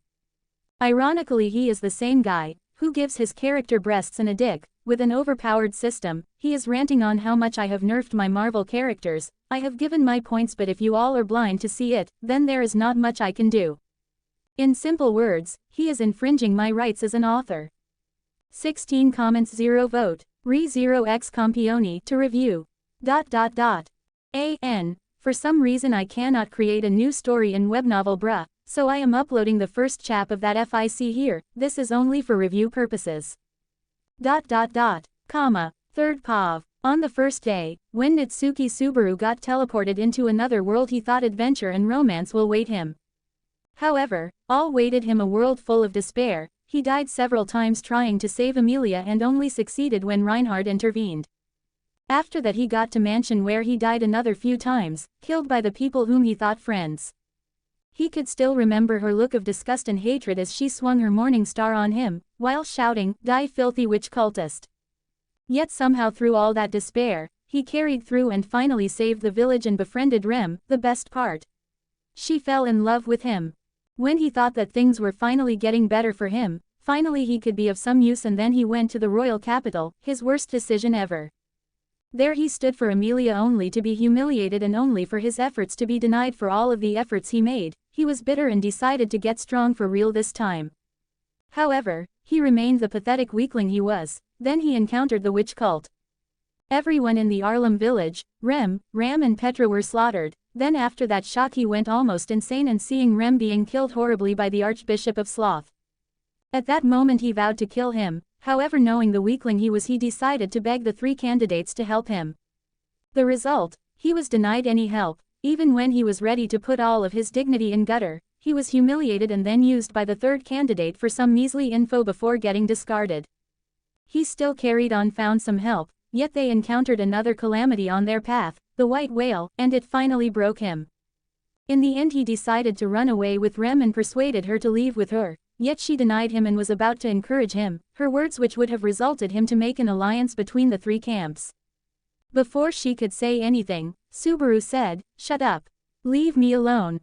She became silent. She wanted to persuade him, cheer him up, tell him how much he meant to her. However, the look on his face said it. Before she could say anything, Subaru spat, "Please leave me alone. Just please." She became silent as he cried, "I will talk with you later, I just need some time alone." In the end she accepted his decision, and that would change Natsuki Subaru's life forever. What he did next? He ran away. After purchasing a ground dragon from some meager funds he had, without packing anything, he just ran away. He galloped the ground dragon towards an entirely different direction from the Arlem village. From all that despair, he galloped and galloped. If I run away, I don't have to encounter those monsters anymore. He thought. He was leaving Rem behind. He was leaving Ram and Emilia behind. Just how pathetic he was. He thought. Yet he was at his wit's end. Everything was my fault. Only if I hadn't met Emilia. If only I hadn't stayed in that cursed mansion. If only I was never teleported here. He thought with clenched fists. Only if he was never teleported to this world, he would have been free of this despair. Suddenly he felt wind becoming turbulent and he pulled the reins, stopping the ground dragon. A storm. He thought. However, in the end he didn't stop and hastened his pace. As if a storm could be worse than those monstrosities.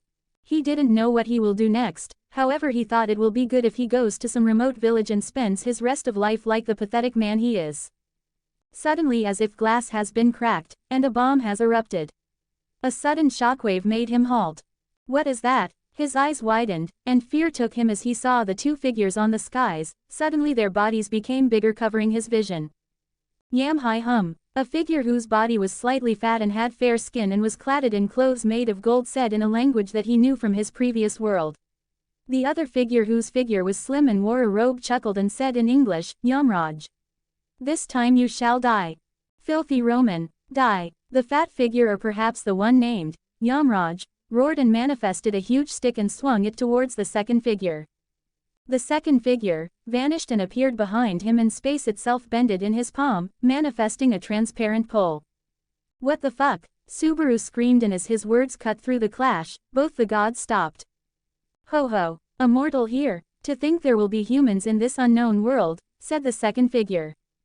The first figure frowned and looked towards Subaru, who trembled in figure. "Mortal, why are you here? You should run unless you are here to try your luck and become a godslayer," he asked. "Godslayer," he muttered. However, despite the distance between them, both of them heard him. "Those who achieve the impossible act of slaying a god with their mortal body, become godslayers and are able to steal the god's authorities," the second figure said. "Mortal, you better leave. I am rather a kind god, so I am warning you. However, if you stay here, you will die," Yamraj warned for the last time before manifesting a noose. "Henceforth I shall fulfill my dharma and judge the sinner." The second figure snickered before chanting too.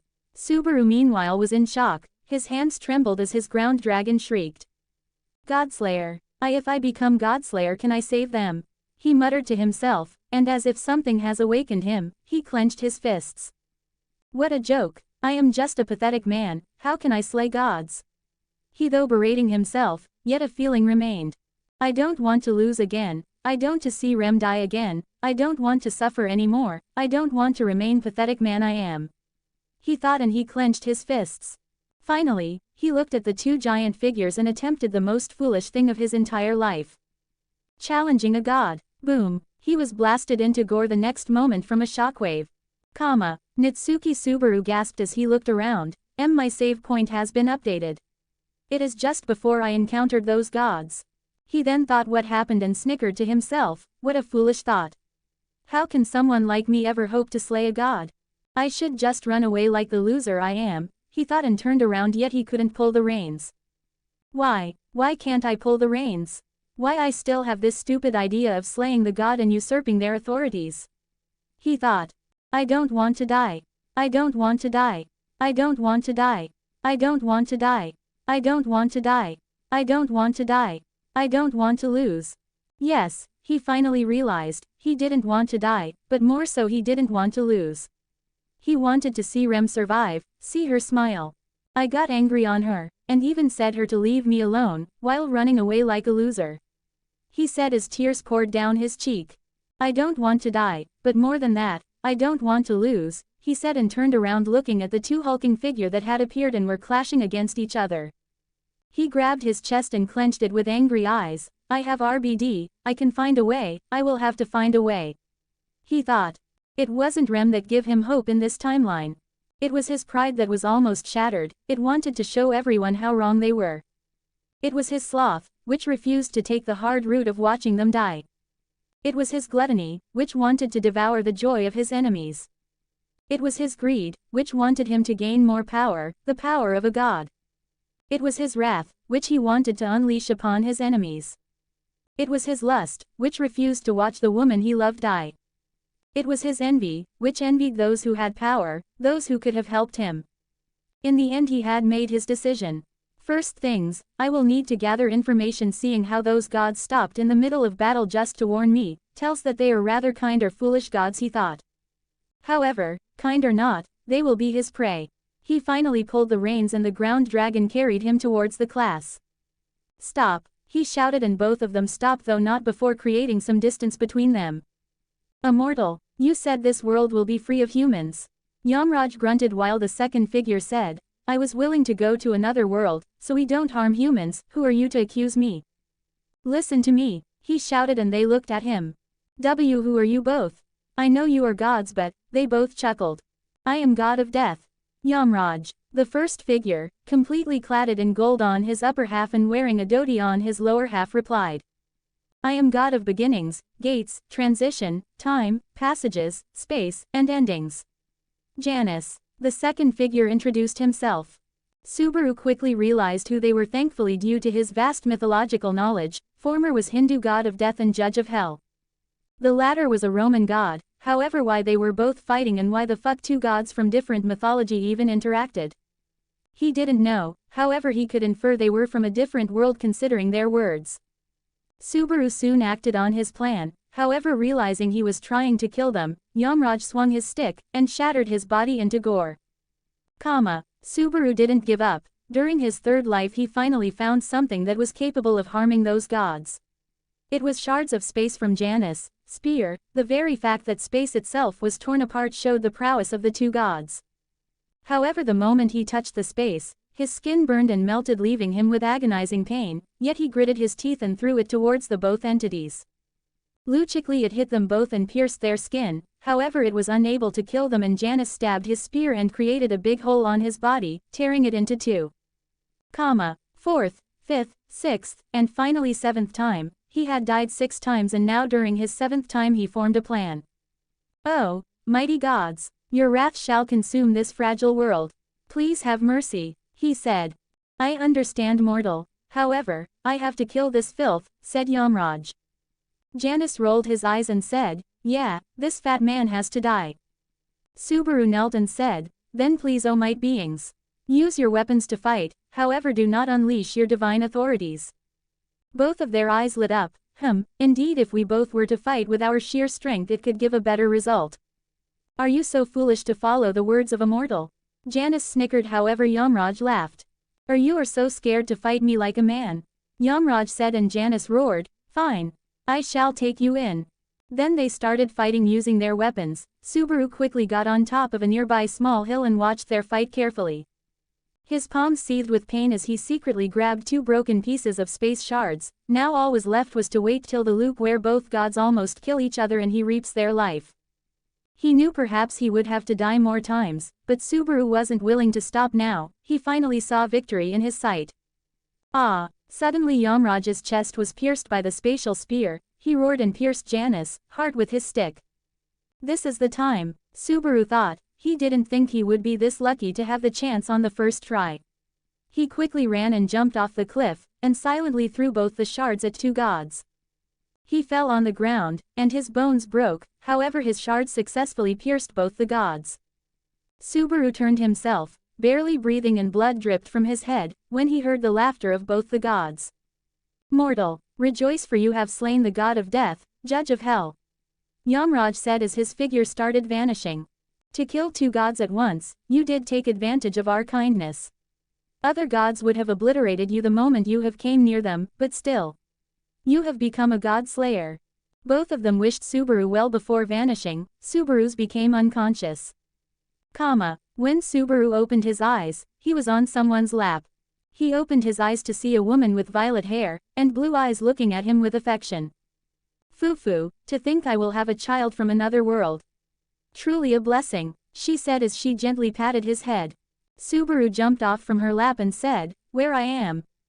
Oh, how rude, you will make your mommy cry, she said, making a sad expression when Subaru remembered his act of slaying the gods.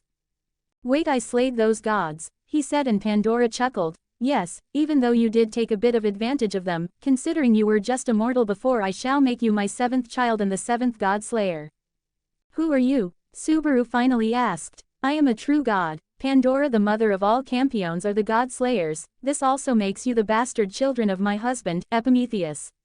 All those who have achieved the impossible act of slaying a god with a mortal body are reborn as my children, and as god slayer, she said. Subaru was stunned. He looked at her and saw how beautiful she was. A goddess, otherworld, overpowered abilities, he muttered before he came to a realization. Is this the cliché Isekai? Am I finally getting my powers? He said, and his eyes became moist. Finally, I won't have to die meaningless deaths anymore. He cried, and suddenly Pandora came and hugged him. He tried to break from her arms when she hugged him tighter and patted his back. Shush, let it all out, son. The moment she called him son, he broke and cried loudly. He told her all he experienced. He told her the experiences of dying, of being betrayed, of being forgotten, of being discarded. Thank you for listening to me while I was crying like a baby, he thanked her. To think they have the audacity to do that to my child. But don't worry, from now onwards your entire destiny has changed, she said with a smile. You truly are my most broken child. I wish I could have given you more authorities. Alas, I wouldn't be a fair mother if I were to do that, she said with regret. Divine authorities, isn't that the power of gods? He asked. He still wasn't clear about gods and their abilities, even if he had realized it was their trump cards. Indeed, I see you are rather devoid of any knowledge on this matter. As your mother I shall fill you in. She then continued to tell him about heretic gods, campioni, divine authorities, and stuff about her world, pointing out Natsuki's previous Earth was a parallel world of hers. This is a lot to take in, he said truthfully. He now realized what it meant to be a god slayer. No need to hurry, I can slowly explain you all you want, she said softly, caressing his cheek. After a moment he asked, Pandora, can you tell me who sent me to another world? He did have an idea, but he still didn't know why he was sent to another world in the first place. Pandora said, only on one condition, you have to call me mother, mom, mommy, whatever you prefer. Hearing her words he sighed and said, please mommy. Pandora shivered in excitement, and flashed a wide smile. The one that summoned you to the other world is Witch of Envy and Satella. Wait, aren't they the same being? She shook her head, seeing his confusion. From the memories of world that I gathered, Witch of Envy and Satella are 2 personalities inhabiting the same body. For some reason they love you, she said. Love me, that's it. I am loved by the devil itself. Why did my life turn out to be like some third-rate romance story out of nowhere? He grunted. I couldn't see the memories of past. Odd Laguna is quite restrictive of it. However, you do possess an ability rivaling divine authorities, she said. It is RBD, isn't it? Yes, return by death. It is an ability that surpasses most of the divine authorities in existence. It erases the present and sends you to the past to a certain save point, and it can even affect the entire Earth, my world, she said, shocking him. She gave you these powers so you could live without regrets. However, Witch of Envy doesn't want others to know of your ability, so she stops you when you try to reveal it and kills anyone who discovers it, she said. I see, he said. I found another thing from the memories of the world. Apparently you are a great sage candidate, she revealed. Great sage? Isn't she one of the 3 heroes who sealed Satella? Am I her successor? He was baffled. He didn't even think he will have such a hidden ability. Pandora then went on to explain him about the authorities of sin, and how he is a great sage. By the end, Subaru had a bitter smile on his face. So, the path to get stronger was always in front of me. I just had to slay those filthy archbishops of sin and take their authorities. He punched on the ground. Son, don't worry. Now you are a godslayer, you can even kill that sword saint, REINHARD, she said softly. However, Subaru was shocked beyond measure. I can kill REINHARD? Is that even possible? He asked in disbelief. Yes, for starters, other than the 10 great swords and divine dragon Volcanica in your world, no weapon or person is capable of even harming you.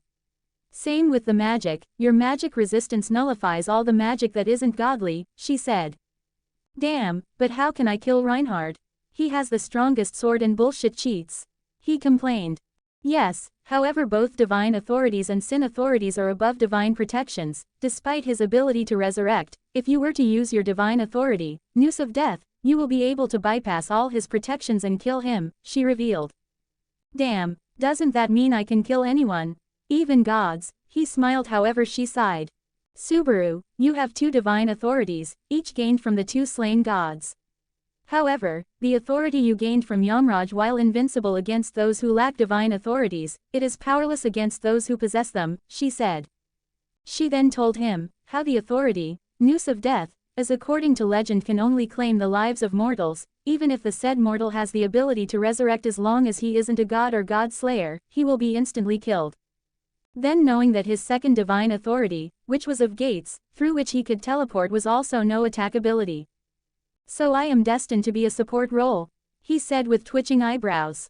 Don't worry, as long as you slay more gods and acquire their authorities, you will have serious attack capabilities, she comforted him, and he nodded. To be honest, I am not angry. I now have 2 divine authorities. You did say I can use the Noose of Death, in form of a whip, which gives wounds that doesn't heals. Not to mention my second authority lets me teleport instantly, and I can even create gates between 2 worlds once a day. Combine it with my RBD. I am unstoppable, he laughed. Good, being cheerful is necessary, she clapped. Say, Pandora, can I return back to Earth? My one, he asked, and she said, you authority can achieve that, however, since you don't have any coordinates of the world, it is very difficult. Subaru sighed, as I thought, as if everything could be easy. Don't worry, I will transfer my world's coordinates to your brain. Once you are free, you can come in my world to get stronger, she said. He nodded and grabbed his chin. I will, however, first I will save the village and kill that giant whale, and that sin archbishop of sloth. I am also planning to steal other authorities of sin, and get some offensive means before going to your world. The authorities of sin are quite powerful, they have no time or usage limits, and their powers depend entirely on the personality of their user. The best part is, they don't clash with divine authorities, and the divine authorities can even keep their negative effects in check, she said. I see, send me back and thank you for giving me a second chance, mother, he said, bowing. While Pandora was disappointed, he didn't call her mommy, she caressed his cheek. You are a god slayer now, a demon king. So never let your pride be hurt again, son, she kissed on his forehead. He nodded. He knew that he was now god slayer, and from what Pandora said, they were kings, true kings with power. Finally, he returned to his world and his reborn body. What a hectic day. Miklatov sighed as he sat on his chair, seeing the current affairs of the country, when he heard a knock on the door. Enter. What's the matter? He asked the guard, who said, Sir, I have received information from other wise men that Dragon Tablet has given a message. Miklatov was surprised and nodded. hurrying towards the room where the dragon tablet laid. "Bordeaux, you are here, all of you are here too," he said, looking at the other wise men, however their expressions were filled with shock, disbelief, and fear. "Miklatov, see what is written on the dragon tablet," he said with nervousness, and Miklatov looked at the tablet, his eyes widening. Natsuki Subaru had completed the impossible act of slaying gods. He had slain the god of death and god of time-space, henceforth usurping their divine authorities. This. Miklatov was shocked beyond any measure. Isn't Natsuki Subaru that boy who claimed to be the attendant of candidate Emilia?" a sage asked, and Miklatov nodded. "Indeed, but this news. He had slain gods," Bordeaux said in shock, thinking of the same boy who was said to be humiliated by Julius. Someone who was said to be utterly weak and pathetic, had now slain gods. In the world, gods were mysterious figure, some said they were just different aspects of Odd Laguna, the world itself, while others said they were beings who created the world. Very few gods had been actually verified, like god of death and god of sword, due to their divine protections, however they still remain a mystery, and now 2 of them had been slain. Is this a joke? God of death had been killed by a mortal. And it was that human who was beaten by Julius, a wise man said. The others too also started doubting the words of the dragon tablet, wondering if it was tampered. After all, to them it was much believable that Reinhard had slain gods than some random nobody who was weaker than a common knight. Is the dragon tablet tampered by someone? A sage proposed. No way. Dragon tablet has always received messages only from the divine dragon. To tamper it, someone must be way powerful than the divine dragon itself. Miklatov pointed out, shutting all of them. So that boy had really killed 2 gods, and usurped their divine authorities or whatsoever. A wise man said, horrified. "We must call the sword saint and verify this news," Miklatov said, and everyone agreed. At this moment the entire future of Lugunica was uncertain. Meanwhile Subaru was checking his newfound abilities. He casually punched, unleashing a shockwave so powerful that it uprooted dozens of trees and created a small ravine on its path. This is my strength. Subaru was shocked. He had just punched casually, and realizing this was his current strength, he was baffled. "Damn, at this rate I will punch people to death," he muttered out, horrified, and decided to test out. This time he tried to limit his power and punched. Not even a dent formed on the trunk of the tree. After a few more experiments he realized something. I see, my body works like what I want to. If I want my strength to be suppressed, it is easily suppressed to the level of a normal human. He breathed in relief, realizing that whatever he touches won't be casually destroyed. Then he checked his running speed, and he easily broke through the sound barrier. He was faster than sound, perhaps twice as fast as sound. He was somehow able to calculate the speed rugly. Next he checked out his jump height, and he was gobsmacked when he created a crater on the ground, jumping nearly 100 meters above. Fuck, he screamed in horror as he crashed on a rock, breaking it and coughed out dust. What, not a scratch? He checked himself, not finding a scratch. So I am really invincible to ungodly stuff, huh? He smiled in delight. Then he decided to check his authorities. First was the gate. It was divided into 3 stages. At first stage he can instantly teleport to anywhere in the world. It consumes his mana, however he can use it infinitely without any restrictions. He teleported a few dozen times, finding out that there was no change in his mana. Soon he realized the reason. He was regenerating mana faster than it was being used. He then tried the second stage. He created a gate in front of him, connecting 2 points in space through which he could go himself, and let others teleport as well. Finally, he didn't check the third stage, the Gate of the Worlds. He could use it once a day and it lets him travel to a random world, or a chosen world if he had the world's coordinates. He did have the Campion's worlds, and to be honest it was huge and complex. He wasn't able to understand it. Thankfully he didn't need to travel through the worlds. Then he checked his next authority, which he gained from Yamraj. It was the Noose of Death, or Whip of Death. He manifested a noose, which could transform into a whip. He had an instinctive mastery of the whip, and it grew longer up to 100 meters. From what he knew, the wounds given by the whip cannot be healed or undone. Then came the actual authority of death associated with the Noose of Death. After using a certain chant he can target anyone and the noose will grab the target's very soul, ignoring space-time, and pull it into purgatory where the soul is burned into nothing. It was OP, and he loved it. He could use it 3 times a day, or rather it had 3 uses each day, and if left unused it would stock infinitely. It also was a 2-sided authority, so it can both reap life and resurrect someone. Of course, only if they were immortal. Against heretic gods and godslayer it was a pretty much useless authority. Perhaps the whip can be used to inflict injuries on heretic gods and godslayers, but whether its property of being inflicting unhealable wounds work on them, he didn't know. Good, now that I have tested my cheats, it is time to return, he said and pulled the ground dragon and created a gate. Rem was getting worried about Subaru. It was evening and he had yet to return. Subaru-kun did ask to be left alone, but where is he? She muttered to herself when suddenly a gate appeared in the garden below. She was surprised and shocked and she quickly leapt off the window landing on the grass and warily looked at the gate. It opened and revealed a person and ground dragon. Subaru, she said in shock, surprised, and quickly ran towards him and hugged him. Subaru, what is that thing behind you? Suddenly Wilhelm and Felix came out, and looked at the gate behind Subaru surprised. Well, I will explain to you, later on, he said, his voice distant and cold. For now, Rem, would you come with me? He asked the blue-haired Oni, who nodded. I will go wherever you want me to. She had a lot of questions, however she decided to follow him. He smiled and patted her head. This is my Rem, the woman I love, he thought, and then his eyes saddened remembering about Emilia. Whatever, he decided to deal with the problems first, and feelings later. Wait a minute, you must explain what's going on. And are you really Natsuki Subaru? Wilhelm said, and Felix got on guard, while Crush followed by some knights came out. What's going on? And what is that gate? She asked when suddenly her instincts screamed. It was as if she was standing before a superior being. Her eyes widened as she looked at the source of this feeling. Natsuki Subaru, she said in shock as her hand went towards her hilt.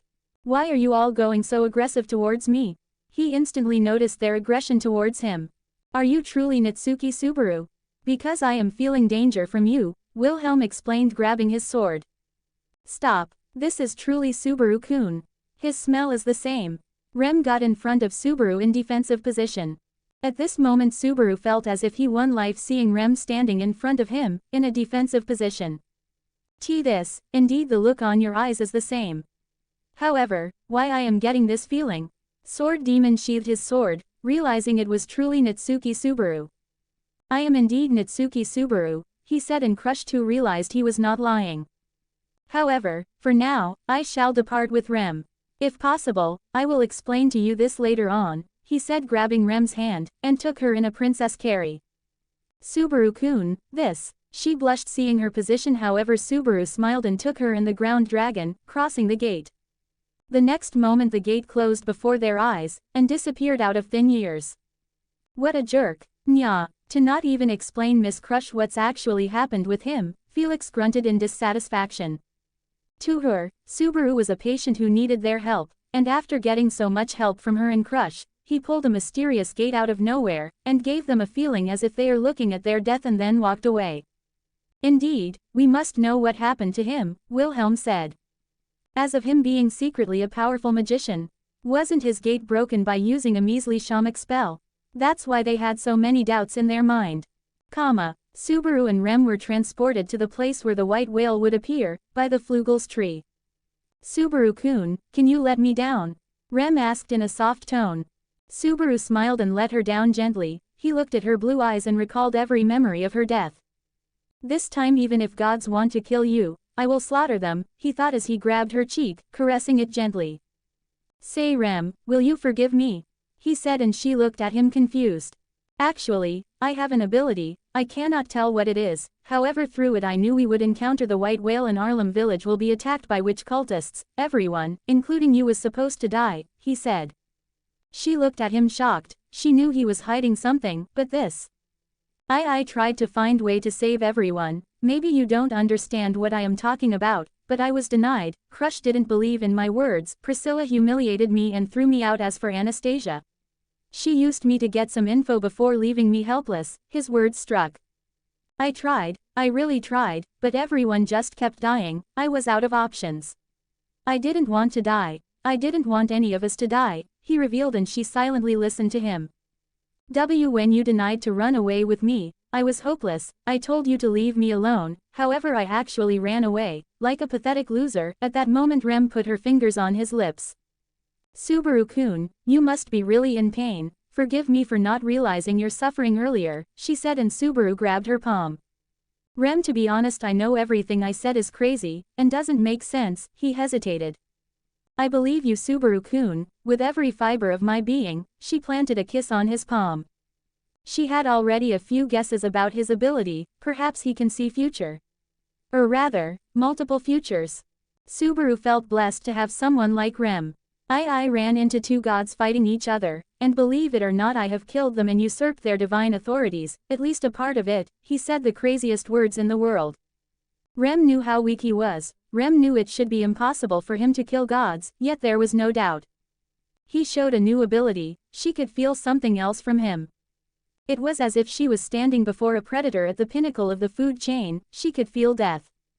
Combined with the witch's scent on him, which was so thick, it would have scared anyone but she. I love you, Subaru-kun, she said it, she finally said it. Subaru was speechless, yet their moment was interrupted as white mist appeared, creating a haze. Rem, I am really angry that our moment was interrupted by a big white fish, he said, surprising her, as she quickly pulled her mourning from below her skirt. He stopped her and flashed a smile. See, Rem, see the growth of your Subaru, the power of the man who had slayed gods. Then he summoned a whip in his hands, surprising her. Subaru started swinging it and the sheer force created a tornado, blowing the white mist away, revealing a huge monstrosity in the skies. Rem's eyes widened in fear and she muttered, "White whale." Subaru looked at the monster with no fear, defiance burned in his eyes. He lowered himself, before jumping, creating a shockwave, and appeared above it. He swung his whip, it widened to 100 meters and struck the white whale. In a single hit the whale was thrown on the ground.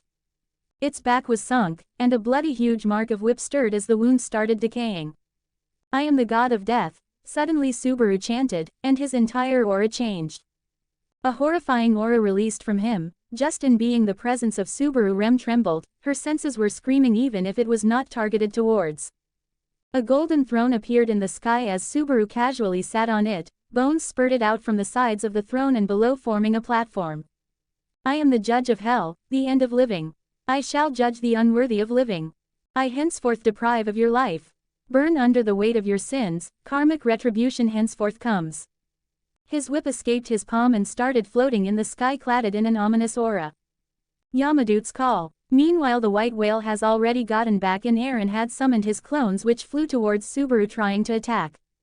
Subaru. Rem cried out, in fear of Subaru being harmed, but before anything could happen the whip flew and grabbed the soul of the white whale and pulled it back. It was so fast that as if the whip hadn't moved at all.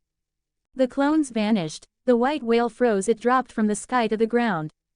Meanwhile, bone-wrenching cries of a beast ran out as the soul of white whale started burning down. Pain million times worse than being struck by needless on your most sensitive areas filled the beast.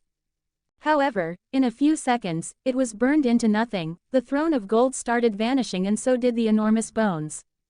Rem, are you alright? It seems my aura affected you, Subaru asked her with worry. However, she smiled to soothe him.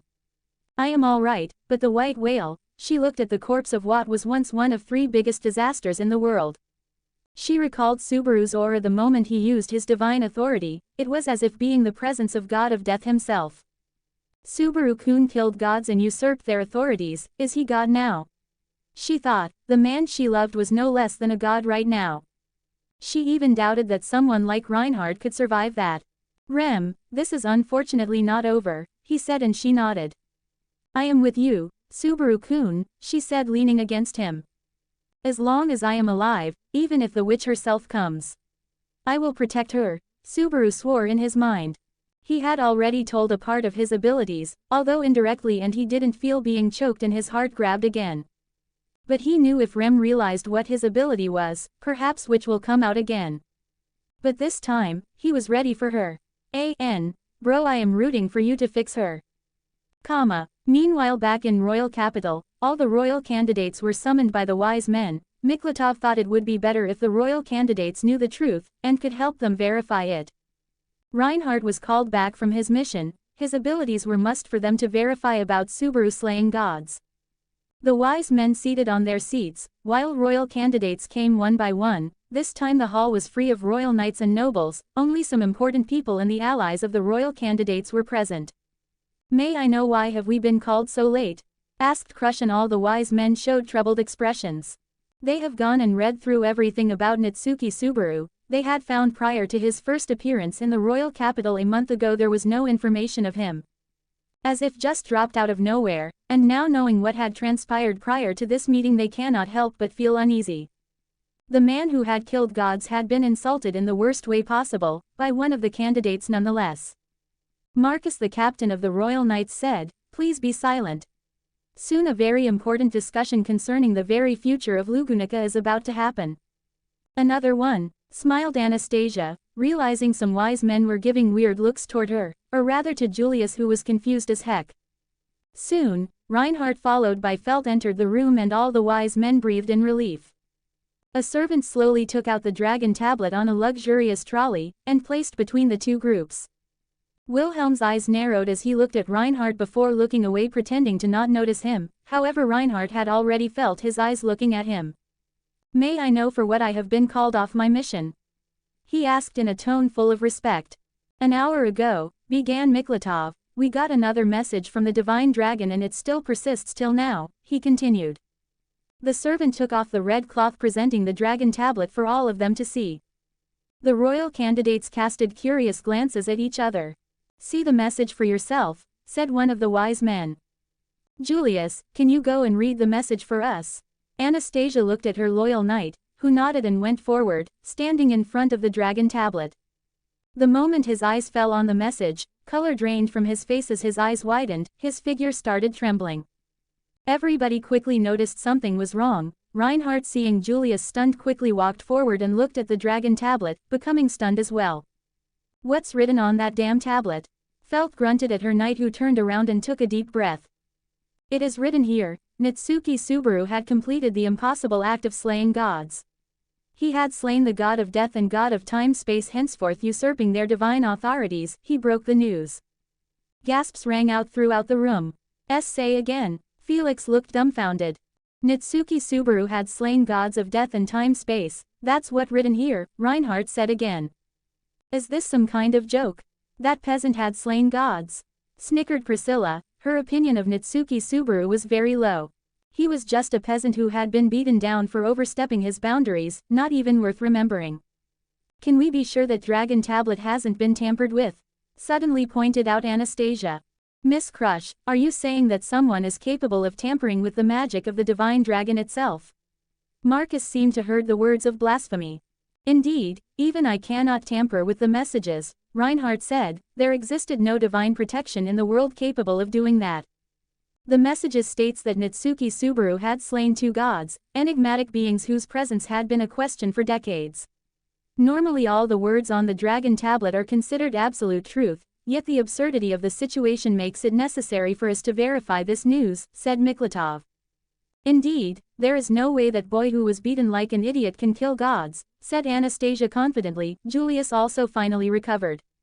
"Yes, there must be a mistake with the dragon tablet," he thought in relief. "Nya, although I don't want to believe this, but perhaps the possibility of Natsuki Subaru slaying gods or at least acquiring their abilities is very high," suddenly said Felix, surprising everyone. "Indeed, Natsuki Subaru just a few hours ago used an unknown magic to teleport away, which should be impossible considering his gate is very weak and damaged," said Crush. "Can you tell us in detail what happened?" Bordeaux happened, and Wilhelm stepped forward and detailed everyone what had occurred back in the mansion. "Teleportation magic is the pinnacle of yin magic and is a lost magic. There exists no mage in the world capable of doing that, even Rosewall is incapable of it," said Miklatov, the most knowledgeable of all. "After all, if something like that existed in today's date, it would have been a trump card for the countries. The ability to send their armies directly into the center of their enemy's camp would have been too valuable." "Is this the power he acquired from God of time-space?" asked a wise man. The room became silent, not to mention Wilhelm describing how his instincts screamed at him in the presence of Natsuki Subaru basically confirms it, said Miklatov, his face dead serious. "If someone like Wilhelm, who once beat the Sword Saint, says that he felt danger, extreme danger, just by being in the presence of Natsuki Subaru, tells a lot about the situation. Reinhard, you are assigned a new mission right now. Find Natsuki Subaru and, Miklatov stopped. He wanted to say to neutralize him, however he knew if Natsuki Subaru had powers of God now, perhaps he was no weaker than the divine dragon himself, he didn't know if Reinhard would actually win, so he changed his motive. Invite him to the royal castle, and we will fulfill whatever demands he might have, Miklatov said. Reinhard nodded and said, I shall complete this mission as soon as I can. Wait, the words in the dragon tablet have changed. Suddenly Marcus pointed out, shifting everyone's focus towards the dragon tablet. Al, go and read what is written there. Priscilla was getting interested in Natsuki Subaru, once again. Al nodded and quickly walked in front of dragon tablet and muttered, damn, bro's not stopping, huh? Natsuki Subaru had slayed the white whale. Ahem, it is written that Natsuki Subaru had felled the white whale, he said, shocking everyone. Wilhelm clenched his fists and Reinhard was shaken. Is it true? White whale is dead. Wilhelm himself walked towards the dragon tablet and looked at the words written on it. Hatred, anger, grudge, intense feelings took over him. Sir Wilhelm, control yourself, Julius reminded him upon seeing the hideous face of Wilhelm. Forgive me, I lost control for a moment, he said, calming himself, however his emotions were still turbulent. While the royal castle was filled with doubts and hesitation, Pandora was smiling from her dimension. This should help my son. Yes, she was the one was tampered with the dragon tablet, however she didn't lie and tried to make these foolish mortals understand her son was not someone that they could provoke. Natsuki Subaru and Rem, instead of going towards the mansion, first went into the forest where the witch cult had gathered. It's them, he said as he looked at the people dressed up in witch cult's clothing. Rem clenched her fists when Subaru stopped her. The witch cultist walked in front of Subaru, and then bowed, before leaving. Natsuki-kun, why did they leave? Rem was confused by their actions. They must have mistaken me as one of their own due to the witch's miasma on me, he said, and she understood. They went deeper. It was still night, and an hour before the sun rises, they reached before a cave. Oh, believe, before the Sin Archbishop could say anything, Subaru invoked his divine authority. I am the god of death, he chanted, and a golden throne manifested as he sat on it. This time he grabbed Rem and made her sit on his lap. Subaru-kun, Rem blushed as she snuggled on his chest. This time the aura of the death god didn't affect her. I am the judge of hell, the end of living. I shall judge the unworthy of living. I henceforth deprive of your life. Burn under the weight of your sins, karmic retribution henceforth comes. Betelgeuse didn't remain standing upon realizing that Subaru was attacking him, and quickly manifested dozens of unseen hands and unleashed them upon Subaru. However, a spherical barrier manifested over Subaru and Rem, blocking all his attacks. Yamadute's call. The noose grabbed Betelgeuse, soul out of his body, and Subaru smirked. I said I will kill you, Betelgeuse, you are dying in the most painful way, Subaru said, caressing Rem's hair, who looked at the spectacle. Bone-chilling screams of Betelgeuse rang out as his soul started melting. The other witch cultists looked in confusion and with hesitation. To them Subaru was perhaps another Sin Archbishop, so they didn't know if they should intervene. Soon Betelgeuse's scream dried out as his soul vanished into oblivion, and Subaru felt something latch onto him. This must be the sloth witch factor, Subaru thought as he recalled Pandora's words. Then the throne disappeared and Subaru let Rem down from his lap, and she pouted. She was obviously enjoying sitting on his lap and being caressed like a pet. First Reina and now Rem, all Subarus have an history with getting yanderes. Now it's your turn, Subaru said as he looked at the witch cultists. He decided to check on his new authority, and dozens of hands manifested from his back. Subaru-kun, I am ready to kill them. Rem took the morning star hiding within her skirts. The witch cultists too realized that Subaru wanted to kill them, so they got on an offensive position. Subaru controlled the invisible hands and captured the witch cultists, twisting their necks off, and they fell on the ground. Rem blinked her eyes and looked at Hiro, who was looking at her with a smile. You have protected me enough, Rem, now it's my turn to protect you, he said. She wanted to protest, she wanted to say that she wanted to help him. However, seeing the look on his face, and remembering his earlier words, she nodded and took back her morning star in submission. After that, hell began for the witch cultists. Subaru-kun, why did he do that? Emilia thought again of her self-proclaimed knight and felt disappointed. He didn't listen to her words and barged into the royal castle with another royal candidate. She thought he wanted to betray her, then he made a mess during the conference, and then another mess by getting beaten up by the Julius. She was thoroughly disappointed in him, and then he said that he did everything for her. His actions still troubled her till now, as she tried to make sense out of the situation. "Miss Emilia, may I come in?" Suddenly she heard Ram's voice, knocking on the door. "Yes, come in." Emilia flashed a smile as the Red Oni entered. "Miss Emilia, some villagers had just informed me they had seen weird people in the forest and heard cries from the forest," she said. Worry appeared on Emilia's face as she followed Ram towards the village, wondering what happened. Soon the first rays of sun struck the village, casting a gentle glow on everyone. Ah! A man wearing shredded clothes came out running from the forest, surprising the villagers and Ram and Emilia. "Save me, please, save me from that monster," he cried out, tears pouring down his cheeks as he showed a horrified look. Emilia stepped forward. "May I know what has happened to?" She paused upon seeing the mess of his hands. Both of his hands were bent in completely wrong directions. He got behind Emilia. "He is coming," he shouted, and Emilia quickly got on guard, while Ram frowned as she observed the man. His clothes. Her eyes narrowed in suspicion when two people came out of forest. "Subaru-kun." Emilia's eyes widened as she looked at Subaru and Rem, their clothes drenched in blood. "Monster! Save me! He is a Sin Archbishop!" Suddenly the man cried out, much to the horror of the villagers. Sin Archbishop." Emilia's eyes widened in disbelief. Betrayal hit her. Subaru frowned, looking at her. "Subaru, what does he means?" she shouted, but Subaru remained silent. Instead Rem grabbed her morning star and ran forward, and swung her morning star, hitting the man behind Emilia. He landed on a pavement a few meters away, blood pooled below him. "Did she just?" she thought, looking at Rem in disbelief. "Did you all just hear that? That man said he was a Sin Archbishop." A villager cried out in fear, tumbling back. "Impossible, Sir Natsuki has saved our village from the beasts." Another villager debunked him. "Sister, what's going on?" Ram asked, and Rem pointed towards the man's clothes. "He is a witch cultist," she said, surprising Ram. "Everyone, please listen to me," Rem shouted, gathering everyone's attention towards her. "What that man said was a lie. In fact, he is an witch cultist. You all can see his clothes," she said, and everyone looked at the man's clothes. Wait, I recognize it. These are the clothes of the witch cultists." An old man instantly recognized it.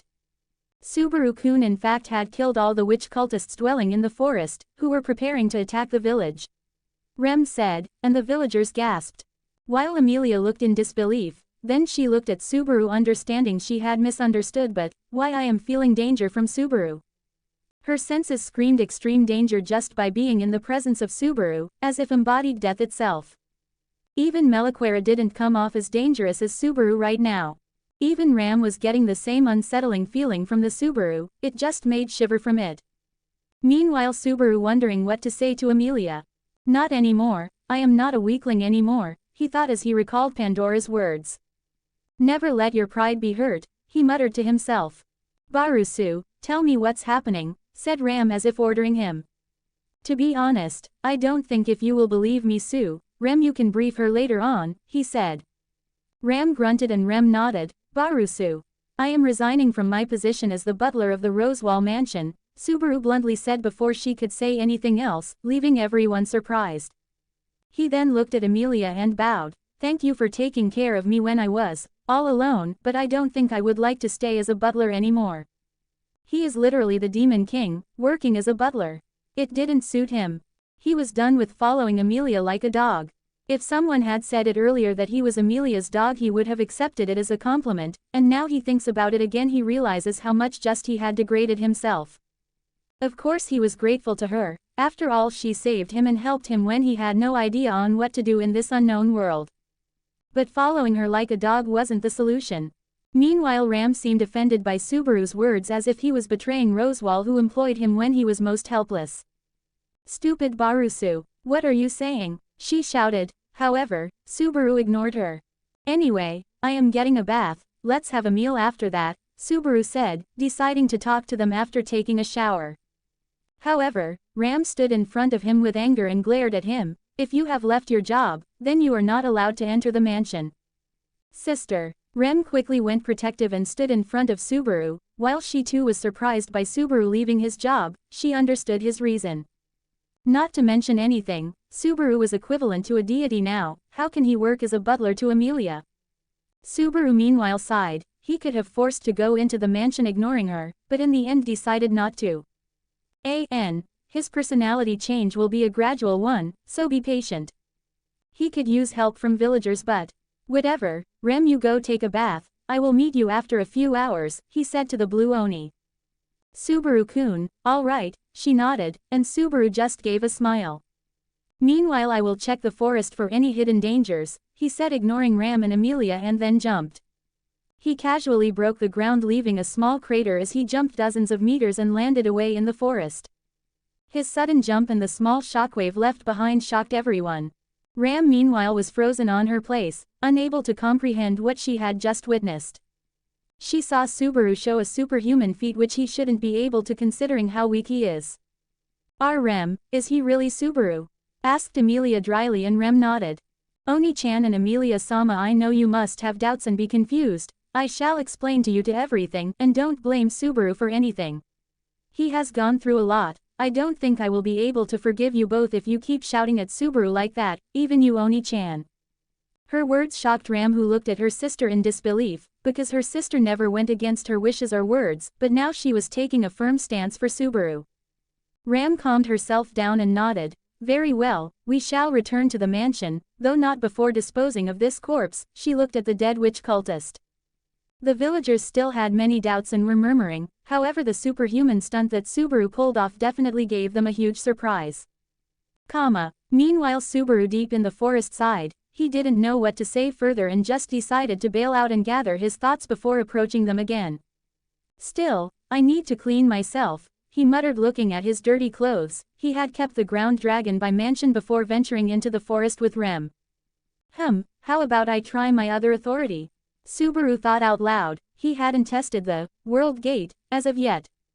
Well, Pandora did say RBD works out of the boundaries of the world I am in, so it can reboot the strongest of the realities with ease. It was horrifying, to be honest, and it showed how strong the Witch of Envy truly was.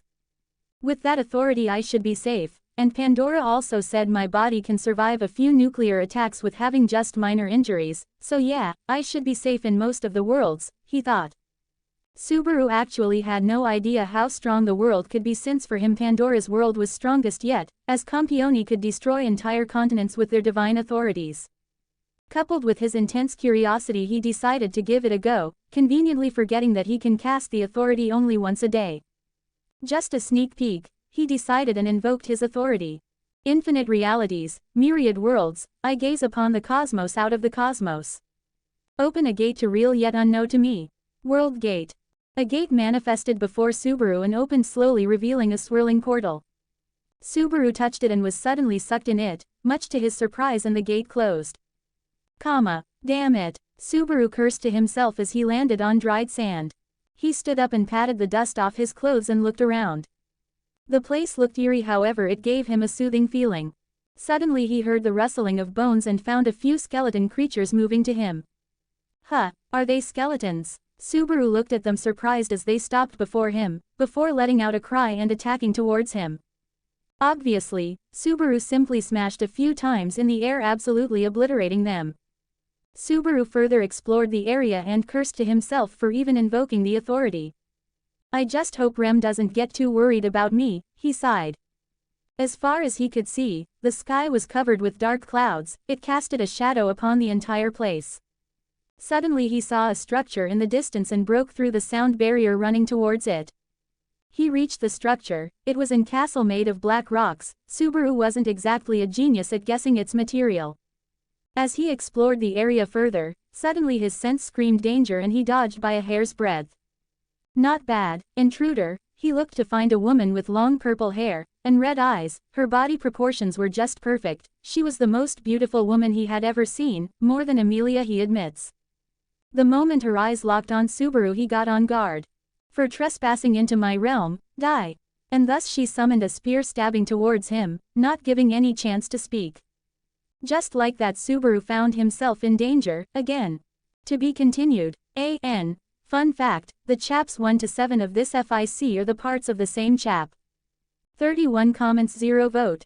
11 Morning Star, 3rd POV. The rest of the day passed, with Ram teaching him the basic alphabets and words. His speed of learning was extremely fast, and to him it felt as if he had eidetic and photographic memory. In just a few hours he could read basic sentences with ease, surprising Ram and even making her suspicious. However, he shoved it up to his genius. Finally, when the night came, he was escorted by Ram to his room, and when his body touched the bed, his muscles relaxed. Should I sleep? What if Ram attacks me? He muttered to himself, and decided to wait for 2 hours before sleeping. After half an hour of uneasy peace, he suddenly heard something. He got up and the door opened with Rem coming inside while holding her Morningstar, her face cold. "It would have been better if you were in sleep, it would have been painless," she said, and Subaru stepped back taking out his knives. "Can I ask why are you here with the intent to kill me?" Subaru asked, gritting his teeth. "Why? After you have done. You ask me why? You filthy witch cultist." She spat and swung her Morningstar. The chains rumbled as the giant metal spiked ball came towards him. Subaru barely dodged the attack, and running back he broke the window in pieces and jumped on the ground. He looked back to see Rem looking at him with a cold face while a single white horn manifested on her forehead. She was about to jump down. Fuck. He quickly ran away, soon in the forest while Rem follows him. However, her speed was slower than his. Unfortunately, she could traverse through the forest more easily than him, and soon caught up to him. She swung her Morningstar, decimating the trees, while Subaru jumped away in panic. Finally he stopped panting a bit and turned towards Rem, who also stopped running and leisurely walked towards him. "I am not a witch cultist. Didn't I already told you all that I reek of witches miasma because I am cursed by her?" He shouted, and Rem frowned. "Yes, but that must be a lie," she said, and Subaru's eyebrows twitched and veins appeared on his forehead. "Lie? Didn't a fucking great spirit check whether I was speaking truth or not? Didn't your master ordered you to treat me as you would treat him?" He yelled at her in anger. To all this, she simply replied, "Doesn't matter, I don't believe you. You reek of miasma and hence you are a filthy witch cultist and deserve to die." He froze, looking at her in disbelief. The absurdity of the situation settled in him, as he erupted in laughter. "Ha ha ha ha, me a witch cultist." He wiped his tear and then glared at her. "Now you are showing your true colors, filthy witch cultist." She spat and got ready to attack him. Then he got in a battle stance as well, and said with serious eyes, "Rem, you are fucking beyond redemption." Her eyes narrowed and she attacked, swinging her Morningstar. Subaru dodged it and then charged towards her while yelling, "Shamak." A black fog manifested around him, erupting like an explosion covering both Rem and him. However, he had already her position in mind, and in a second he arrived near her and swung her knife. The sound of cleaving flesh reached his ears. He swung his knife again, and again, and again. Suddenly something struck his back, throwing him away like a ragdoll. He crashed against a tree, breaking its trunk apart. His ribs cracked and he looked to find his magic dispelled in a bloody Rem. "You disgusting witch cultist. Die!" She screamed and swung her Morningstar again. This time he didn't had time to dodge, so he swung his knife with all of his strength. His one knife cracked into pieces while the impact threw him away. He flipped his body, regaining his balance. Subaru took deep breaths as he stared at Rem, who started going berserk. She swung her Morningstar. He tried to dodge it. However, due to sudden pain in his ribs he froze and the spiked ball hit his body hard, throwing him away. "Fuck," he said as he spat out blood. She suddenly appeared before him and his eyes narrowed as he begged, "Stow arg." His legs became a mush. "Plea arg." His face was hit by it and his neck twisted. Tears escaped out of his eyes as he coughed out a few teeth. She then hit him again and again. By the end his body was a bloody mess, with his limbs crushed, bones visible and meat spread all over the place. Natsuki Subaru has died for the 5th time. * 32. To be continued. 16 comments 0 vote. 12 hit the mark bonus chap. 3rd POV. Arg. Subaru grabbed his chest as he started panting. He looked around to find himself in the guest room. Is it after Emilia had left the room? He muttered. However, he was sure it was the case. That bitch, he spat with hatred in his eyes as he recalled how she killed him without any mercy. What should I do? I will die again. I don't want to die again, he said while tears escaped, recalling how horrifying his death was. Normally a single hit would have been enough to kill him, however due to his increased vitality he was forced to live. with his bones crushed, his chest crushed, his limbs becoming squashed mess, his head cracking under her assault. Only if Raina can come here. Wait. Can I call her? He suddenly realized, is it possible to seek her help if he was to call her name? Didn't she have like 1,000,001 divine protections? She should have an ability to know if someone calls her name desperately. However, chances are not that great. He sighed and decided to test it out later on. He came outside the room and then searched for Betty's library. Once he found it, he entered the library. How rude to enter Betty's library without Betty's permission, Beatrice said as she looked at the intruder. Should I say that I am that person? He thought. Echidna wanted Betty to choose her, that person. However, instead Betty waited for the imaginary, that person, who never came for her. Leave it, there is no need to tell her that. Although I can be her, that person, as of now I am not her that person, he thought. Sorry, it seems I entered the wrong room. However, which room is this? He asked. This is Betty's library, I suppose, she said and stared at him with unkind eyes. Subaru entered the room and looked at the books neatly arranged in the bookshelves. Damn, this is basically fountain of knowledge, he thought. Can I take one book? He asked. However, he received a glare from her. No one can take Betty's books without her permission, in fact, she said and rejected him. I see, he sighed, and thought how good it was if he could touch the books and focused on a book, wanting to read it.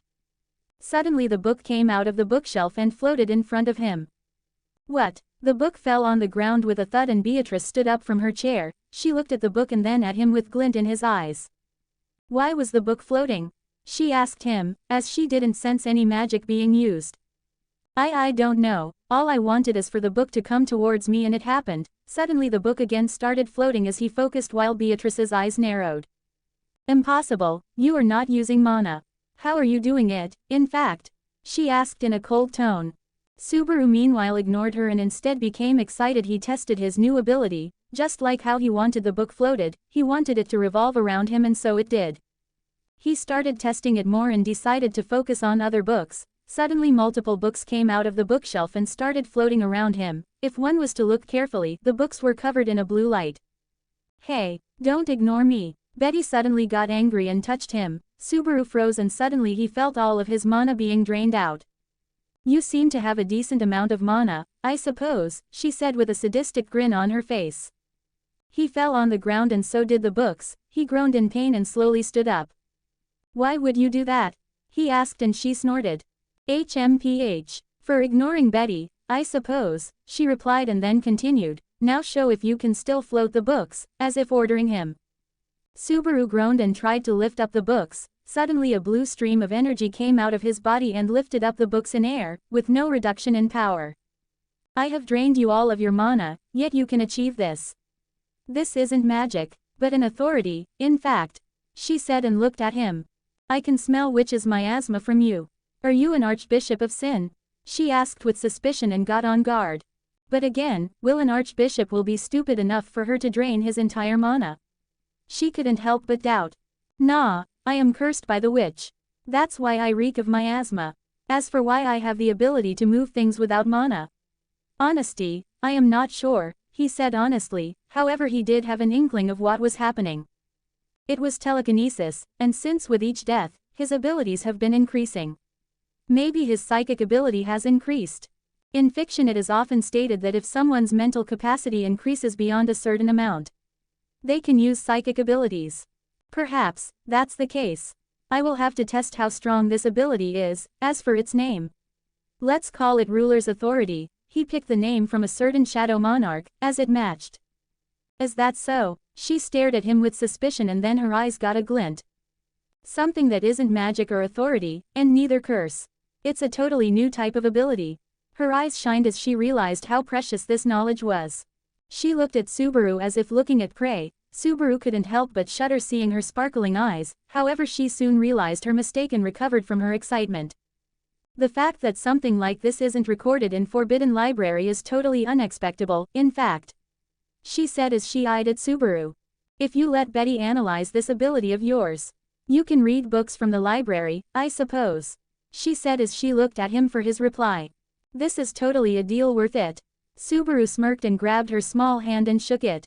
HMPH. Remember, it doesn't mean you can disturb Betty, I suppose, she said, and he nodded. How about you come for breakfast? It should be prepared by now, he asked, and she hesitated for a moment before nodding. They came out of the forbidden library and met Rem. Are you the guest Miss Emilia has talked about? She asked, and then looked at Beatrice standing beside him in surprise. Miss Beatrice, you are outside the library? She asked, and Betty snorted. Yes, Betty is outside of her library, I suppose, she said, and Rem decided to not say anything lest she angers her. She then escorted them to the dining hall, where Subaru again met with Rosewall, and had breakfast. Finally, he made the same requests as he had made with him in previous loop, first to get a lot of money and second for someone to tutor him, as he hadn't finished learning the language of this world. He then wondered if he should tell he reeks of miasma due to the curse of the witch, like the previous loop. In the end he decided to come clean and said the same thing, as for whether they believe or not. It's their problem, last thing he wants to feel guilt. Then again, I must be ready to face Rem. I should go in forest and check my abilities first, he thought, and left the mansion and went to the forest. He took out his 2 knives and swung it against a tree, a deep slash mark appeared in it. As of now, I have only these 2 knives as my weapons, however I would prefer to shift to a sword, he muttered. He wanted to shift to a sword, because the strongest weapons in Ray Zero were the 10 legendary swords, out of which Dragon Sword was strongest, that could cut through the concepts. Yes, unless Reinhardt draws the Dragon Sword, he cannot cut through the concepts. If he could obtain even one of them, then he can be becoming a powerhouse. That's why he preferred sword as his main weapon. Unfortunately right now he just had the 2 knives he had stolen from the thieves back in Lugunica as his weapons. After testing his abilities for a bit, he came to a realization. He could now smash away trees with his fists alone. His speed had increased immensely, almost doubled. Wait, doubled? Does that mean all my abilities double with each death? He thought and realized it should be the case. After all, if his abilities tripled or quadrupled, then he would have been ridiculously powerful by now, and if his abilities increased just by 50% or 70%, he wouldn't have been this strong. He had hit the mark. He then returned to the mansion, ready to fulfill his promise with Beatrice and learn about his newfound telekinesis. To be continued. 25 comments, 0 vote. Download the app for greater interaction. You can chat with me about my writing experience apart from the comments section. Acros_0. Download app now. 13. Rem's dead. 3rd Pav. Intriguing. You can move things or even bend spoons with your intentions alone. However, the blue glow suggests some type of energy at work. In fact, said Betty as she looked at the floating books with curious eyes. She took out a notebook and started jotting down the notes. Then she looked at him and said, "We should give this energy a suitable name, I suppose. Let's call it psychic energy, and let's name the ability to move objects without touching telekinesis," he said, and she looked at him surprised. "You are good at naming, I suppose," she said. He shrugged and then said, "Also, let's call the ability as whole, Ruler's Authority." Ruler's Authority? She frowned hearing such a grandiose name similar to Witch's Authority. Yeah, the ability to move objects with will alone, isn't it like a ruler who can affect the surrounding people by his presence and will alone? He argued, and she nodded, hitting the realization. "You are not half bad, I suppose," she commented, which surprised him as he knew Betty never praised anyone easily. She blushed realizing what she had said, however remained silent. "Well, I should leave. I will finish up learning how to read and write the language, then I will come here to read books," he said, and left the library. However, he could sense her gaze lingering till the door closed. "Hey, are you Betty's that person?" She clenched the book in her hand and looked at the closed door. Stupid Rose, doesn't know to read and write," said Ram as she opened the notebook. "At least you know the basic alphabets, right?" She stared at him with a questioning gaze. "First, I don't like the nickname you gave me. Secondly, didn't Rosewall told you to treat me with respect?" he asked her. She clicked her tongue and said, "Fine, respected guest, Ram shall now teach you this letter is." 2 hours passed in a blink of eyes, while Ram stared at Subaru with a dumbfounded look. No matter what she taught, he could learn it instantly. It won't be wrong to say he had learned almost 1/4 of the words present in the dictionary. "Are you trying to act illiterate deliberately?"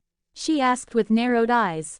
"Nah, I am just that good," He shrugged. He had now eidetic and photographic memory. To add cherry on the top, his comprehension abilities were also top-notch.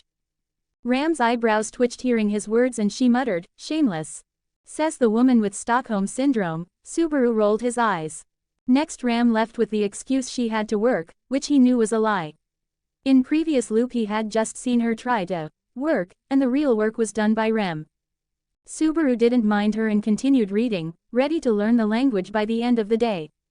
In fact, his reading speed too has been enhanced. He flipped page in every 10 or so seconds, instantly learning what was written in the pages. After having the dinner, he wondered if he should go to Betty's library and spend the night there. At least it will be safer there.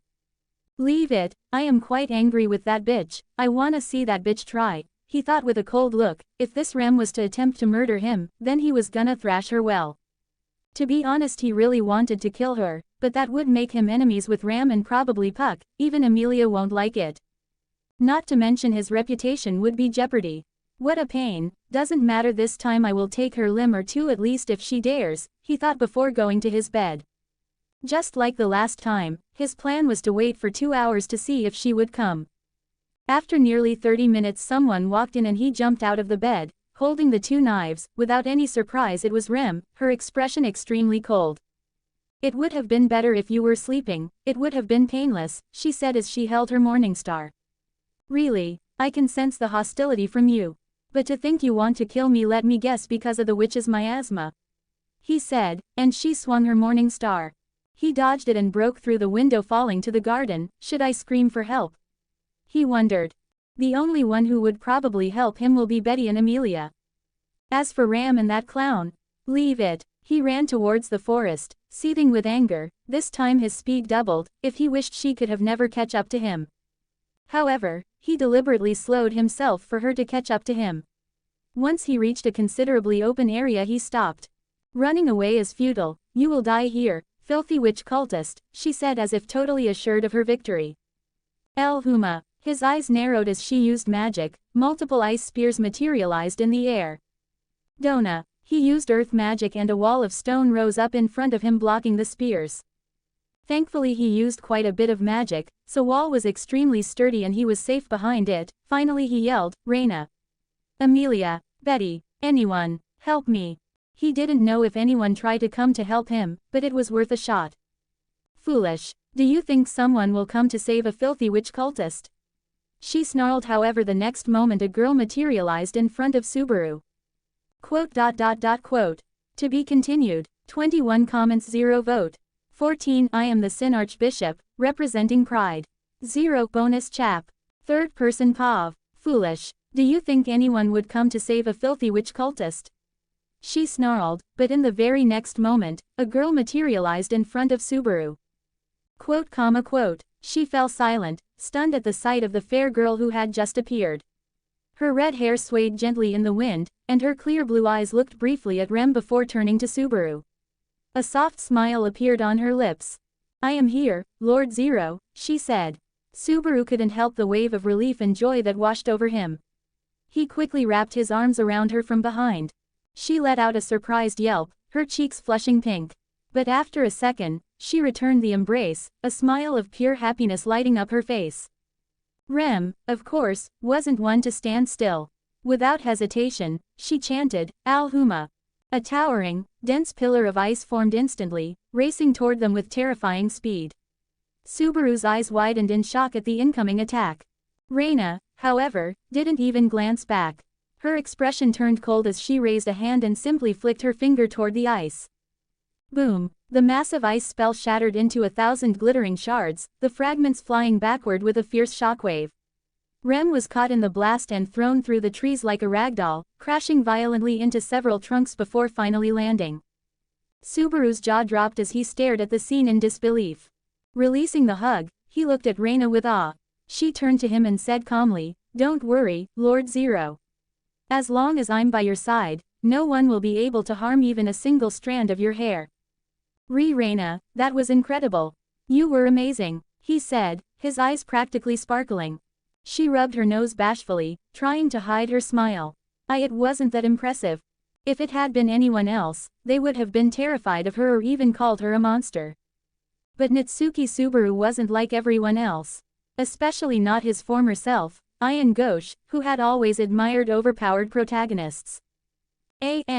Non-dense op main characters are the best, mark my words. Rem, groaning, forced herself to her feet and suddenly took off, sprinting toward the mansion. Reina stepped forward, broke the sound barrier, and reappeared instantly with Rem dangling by her neck. She returned to Subaru without so much as a scratch. I've captured her, Lord Zero. Should I eliminate her? She asked. She didn't understand why this blue-haired Oni had attacked her lord, but if her divine blessing hadn't warned her against killing Rem, she'd have already ended her. No, let's take her to the Mather's mansion.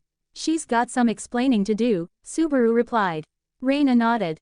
Subaru's expression darkened as he stared at Rem hanging helplessly. She struggled, but her magic wouldn't activate, her mana was completely disrupted. Oh, before that, can you put her down for a second? He asked, and Reina obeyed. The moment Rem's feet touched the ground, she glared at Subaru. Filthy witch, see you, she began, but her words were cut short as Subaru slapped her hard across the face. She hit the ground, coughing up a few teeth. Her cheek swelled rapidly, and she looked up at him in shock and disbelief, utterly humiliated. What's with that look? Like I'm the villain here? Subaru said coldly. You tried to kill me over some fake accusation that was already disproved, by a damn great spirit, no less. He glanced at Reina, silently signaling her to grab Rem again. Reina nodded and picked Rem up by her neck once more, like a child. Together, they headed toward Rosewall's mansion. On the way, Subaru explained everything that had happened, including why Rem had tried to kill him. Reina's expression grew colder as she listened, her grip tightening. Is that true? You tried to kill Lord Zero over something like that? She snarled. Her eyes glinted with fury, and her hand tightened, making Rem's face turn pale as she struggled to breathe. Reina, she'll die at this rate. Stop! Subaru shouted. Reina immediately loosened her grip. Be grateful, bitch, she spat. If not for Lord Zero, I'd have erased you without a trace. Rem didn't fully understand who Reina was, but one thing was clear, she was absurdly strong. To destroy her most powerful spell with just a flick of her fingers. Terrifying. Anyway, Reina, do you have a divine protection that allows us to communicate telepathically? Subaru asked. She nodded. Yes, I do. She activated it and sent a message directly into his mind. You can speak now, Lord Zero. Great. Once we arrive, I'm going to tell them a little joke, he replied with a grin. A joke? Reina tilted her head in confusion, not understanding the purpose. Subaru quickly explained his idea. Though she still didn't quite get why he wanted to do that, she didn't question it either. If that was what he wanted to do, she would support him. Soon, they arrived at the mansion, and Reina tossed Rem unceremoniously to the ground. Come out, Subaru shouted. Reina used her divine protection to rouse everyone. Before long, Ram, Rosewall, Emilia, and even Beatrice had gathered in the garden. Why are you bothering Betty so late, I suppose? The little spirit muttered, despite the fact she didn't need sleep. Zero, wait, what happened to Rem? Emilia gasped upon seeing her condition. Ram, supporting her sister, glared daggers at Subaru, while Rosewall looked on with a deep frown. I am the Sin Archbishop, representing pride. Zero, Subaru declared with a grin. Rem and Ram's faces twisted in horror. To be continued. I have edited it with and damn it went better than I expected. Previously, due to my different writing style, the edited story had so many plot holes that I basically discarded the idea of making any edit with ChatGPT, but now it seems it isn't so bad. I mean, it didn't turn to be a poetic mess, so I am glad for that. 9 comments, 0 vote. 15 She had made her choice. Bonus chap. Third person Pav. I am the Sin Archbishop, representing pride. 0. Subaru declared, his voice firm. Rem and Ram's expressions contorted with shock. Damn, I always thought Pride Subaru was cool ASF. Even Emilia was stunned. What are you saying, Zero? You're saying you're a witch cultist? Ram shouted, eyes wide, while Rem stood frozen, wondering if she'd been right all along. Even Rosewall seemed caught off guard by the sudden declaration. Does Betty look like an idiot to you? Beatrice said sharply. I can clearly sense that the red-haired woman beside you is the current sword saint. Why would someone like her protect a witch cultist? Rem gasped, her eyes widening. She's the sword saint. Exactly. Isn't that what you thought of me, Rem? Just a filthy witch cultist? Subaru asked. So, tell me, Raina, am I a witch cultist? She smiled gently and shook her head. I swear upon the name Raina van Astria, Lord Zero has spoken nothing but a lie. He is not, and has never been, a part of the witch cult. Impossible. He must be controlling her somehow. Rem shouted, trying to make sense of the situation. Subaru laughed aloud. Oh, so now I control the strongest sword saint in the kingdom. If that were true, the throne would already be mine. Rem was left speechless, unable to refute that logic. She opened her mouth again, but Subaru cut in. Rem, wisdom has always chased after you, but you were always faster. Raina's eyes sparkled as she looked at him. That was a great one, Lord Zero. Wait, what's that supposed to mean? Rem snapped, glaring at him. Ram's and Rosewall's eyebrows twitched in irritation, and it was almost as if question marks hovered above Emilia's head. He's calling you stupid, sister, Ram said with a sigh. Rem flushed in embarrassment, again humiliated. This time, however, Raina's cheerful demeanor faded. So, Rosewall, Raina said coldly, eyes gleaming with restrained fury. Your maid attempted to assassinate Lord Zero. How do you intend to deal with that? Rosewall broke out into a cold sweat, his teeth clenched. This wasn't in the book. Raina was supposed to be busy with Felt. Subaru was supposed to die a few times, get misunderstood by Rem, and then win her over by saving the village. He was also supposed to be weak, and head over heels for Emilia. What was happening? None of this aligned with the gospel. But he needed to follow it to resurrect Echidna, no matter what. Well, I'm still a bit short on the details, he said slowly. Would you mind explaining everything? Subaru calmly recounted the events, then looked to Rem, who shared her version. Yet it was obvious to everyone, she was at fault. Rem, why would you do that? Didn't Master instruct us to treat him with the highest honor? Ram scolded, glaring. She had doubted Zero too, but never to the point of murder. If Rem had successfully killed Subaru, she might have helped dispose of the body. But now, she could only distance herself and place the blame. You tried to kill Zero. Just because you thought he was a witch cultist? Emilia asked, stunned. She looked at Rem in disbelief. So, would you try to kill me too, just because I look like the witch?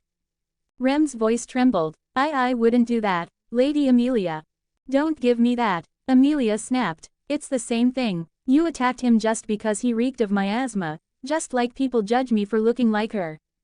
Rem fell silent, realization hitting her hard. She still wanted to accuse Subaru, but the truth was undeniable. She had tried to kill an innocent man based on nothing but assumption. Rem, apologize to Zero, Emilia ordered. Rem gulped, struggling to look Subaru in the eye. A simple apology won't cut it, Raina said coldly. Lord Rosewall, what is your decision? Rosewall's smile faltered. Rem, from this moment on, you are banished from the Mather's mansion. Do not show your face here again. Rem stood frozen, her heart dropping. But Lord Rosewall, Ram protested, only for Rosewall's glare to silence her. Biting her lip, she looked away, unable to meet her sister's eyes. Rem's face paled, horror overtaking her. Banished. For attempting murder, she should be executed. Raina added without hesitation. No, Ram shouted instantly, but Raina's cold gaze made her flinch.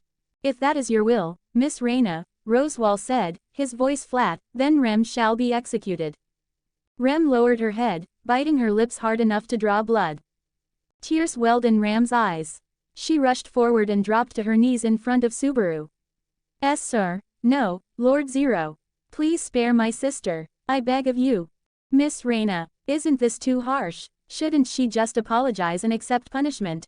Emilia pleaded. She didn't have the best relationship with the maids, but she couldn't bear to see someone die. Subaru turned to her. Let me ask you, Emilia, what would Puck do if someone tried to kill you, simply because you looked like the witch? Emilia shuddered. He would kill them. Subaru nodded and turned to Rem, who looked at her sister with teary eyes. Sister, don't beg for me. What I did is unforgivable. I deserve to be punished, she whispered. Before anyone could respond, Subaru stepped forward. I've made my decision. I won't execute Rem, and I won't banish her either. Really? Ram gasped, unable to believe it. Even Rem looked stunned. I believe in second chances, for those who are willing to change. But if it happens again, I won't be so forgiving, he said firmly, eyes locked on Rem. Gratitude bloomed on both sisters' faces, while Reina watched quietly. Lord Zero is far too kind, for this cruel world, she thought. Rosewall forced a smile. I am grateful, Zero, for forgiving Rem. However, Subaru added, I do have a punishment in mind. Rosewall tilted his head. Ooh, do tell. For the next 3 months, she'll serve exclusively as my personal maid. All tasks, only for me.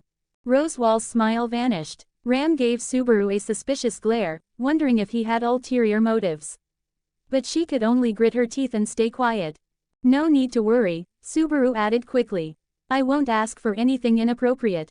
I find forcing others distasteful. Reina smiled brightly and nodded. Lord Zero speaks the truth. Ram relaxed a little. A pang of guilt hit her for doubting him. HMPH. If that's settled, then Betty shall return to her library, I suppose. Beatrice said, disappearing with a flash. Emilia let out a relieved sigh and gave Subaru a warm, grateful look. Emilia is too kind and innocent for this world. So, Lord Rosewall, Subaru said with a smirk. Satisfied.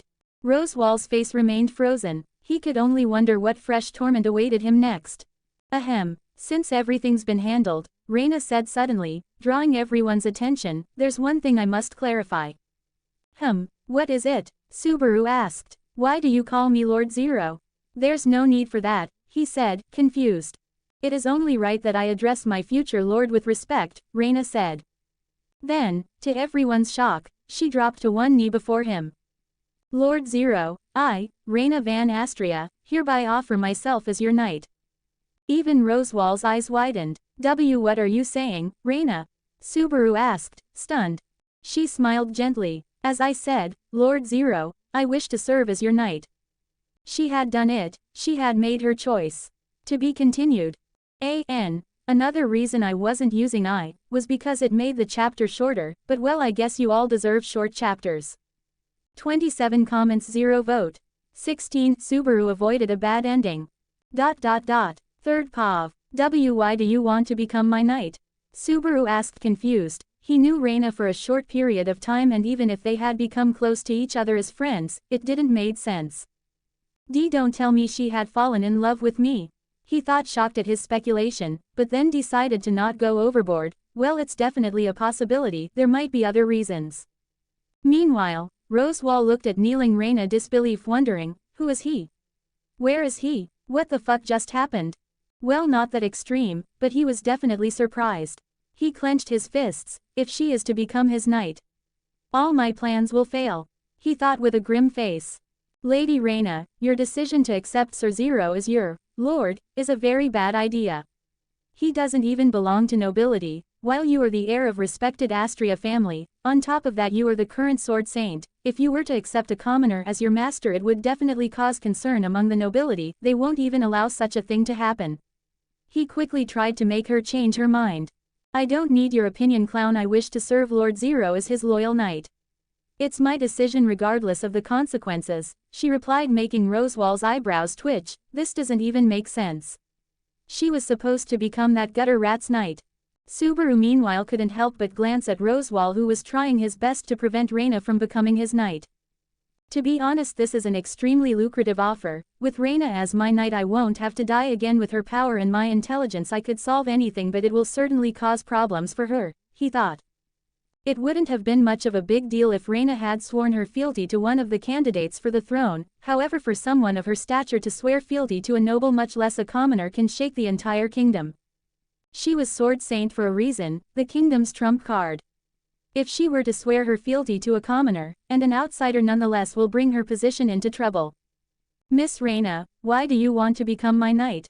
He finally asked. Let's say even if she loves me, this is too far-fetched. Reina blushed. To be honest, she wondered how to stalk Zero follow him, without any problem. Then an idea came to her mind. What if she becomes his knight? If she was to become his knight, she will be able to stay with him forever. However, she knew she couldn't tell her selfish reason, and in the presence of a great spirit she couldn't lie either. I think Lord Zero is someone worth giving my loyalty to, she replied, and he sighed. If I can say yes, I will definitely avoid 90% of shit that will happen in future. But it is wrong, I cannot put her into this position yet, Subaru thought, and decided what to do. I am quite moved by your offer, however. I refuse, he said, surprising Rem and Ram. Since they knew what he had declined, he basically turned down the offer to become the Lord of Astria family's heir and the kingdom's sharpest blade. Before you ask me, why? I don't deserve to be your liege. At least not yet, he said truthfully. It was an enticing offer. Having Raina would solve nearly all of his problems, but he cannot do it selfishly. As of now, as much as he hates to admit Rosewall's words, he is just a commoner. However, it can change in future. If nothing goes wrong, the White Whale and the Witch Cult will attack, and by getting rid of them by himself, he can prove himself. At least Raina will have a valid reason to swear her fealty. Raina's mood dropped hearing the rejection. What if he gets in danger again? Should I just lock him up? That way no one will be able to harm again. And I will be able to be with him, forever, a dangerous thought came in her mind. However, it dissolved the moment she received a head pat. An expression of pure joy appeared on her face as Arthur patted her head. I am really moved by your offer, however it will be selfish of me to accept it without considering the consequences you might face, he said in a soft tone. Now, don't kneel before me, and also no need to call me Lord, you can call me just Zero and treat me as your friend, he said with a smile, and she stood up, blushing. She wanted to say she wanted to be more than his friend but kept the thought to herself. Ah, how good it'd be if he only smiles for me, another dangerous thought bubbled up in her mind. Thankfully, Subaru avoided a bad ending. Phew, to be continued. I won't edit my chaps with AI anymore. Yeah, you might get a bit bad grammar, however everything will be explained in detail, and less plot holes. Also, give power stones to my Donmachi FIC, or no bonus chaps. 17 comments 0 vote. 17 all hail Tato's bonus chap. Third person Pav. Rosewall gazed at the food laid out before him. The dish was an artistic monstrosity, and its stench singed his nostrils. He could do nothing but stare in stunned silence. Emilia hesitated, eyeing the food with uncertainty. Puck floated beside her and warned, Leah, I don't think it's a good idea. He abruptly paused, noticing his daughter had already taken a bite. Her face grew pale as she struggled to swallow the food, and promptly collapsed to the floor. Leah, stay with me, please, Puck cried, frantically shaking her unresponsive form. You wretched Oni, what kind of poison did you put in this food? He screamed at Ram, who merely huffed in response. I have prepared only the best food, of course. Miss Emilia must be unwell for some other reason, she replied coolly, then turned her gaze to Rosewall. Rosewall-sama, please eat the food, she said, eyes gleaming with anticipation, while the clown could only weep internally. Ram wasn't just lazy, her culinary skills were in the negative. She had likely tossed in random ingredients without rhyme or reason and, voila, an unspeakable dish had been born. I can do this. I must revive Lady Echidna. I cannot falter now. Rosewall thought, eyes blazing with resolve as he lifted a spoonful of the so-called soup to his lips. His face went completely blank. Without hesitation, he set the spoon down, reached into the void, and produced a paper bag from God's new where, before vomiting directly into it. Ram looked on with concern and asked, Lord Rosewall, are you unwell too? Finishing his bout of nausea, Rosewall stared blankly at the ceiling, lifeless. It's over. I won't be able to revive you, sensei. My boy's already dead inside. Suddenly, a delightful aroma wafted through the room. Emilia, who had been half dead on the floor, abruptly sprang up, shocking Puck with her miraculous recovery. She inhaled deeply, visibly drooling at the smell. Even Rosewall seemed to regain the will to live. To their astonishment, Zero entered the room, followed by Rem, who carried a tray filled with covered dishes. Good morning, Emilia, and to you as well, Lord Rosewall, he greeted as he sat down. Rem placed the tray on the table and lifted the cloches with grace. A heavenly aroma spread throughout the room, and both Emilia and Rosewall stared, captivated and salivating. An assortment of side dishes surrounded the centerpiece, roasted chicken, golden and crispy. Rem sliced a lemon and squeezed the juice onto the chicken, the sizzle only enhancing its appeal. Emilia stared at Zero's dish, then glanced at her own. The difference was like night and day, an unbridgeable gulf. Ah, Emilia, would you like to eat with me?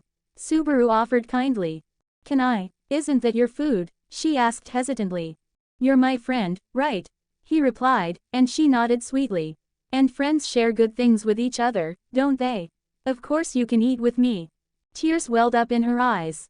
Zero, you're not just my friend, you're my best friend, she declared. Puck looked on in betrayal. His daughter had forsaken him, for food. Emilia wasted no time in dragging her chair beside Zero and happily began to eat with him.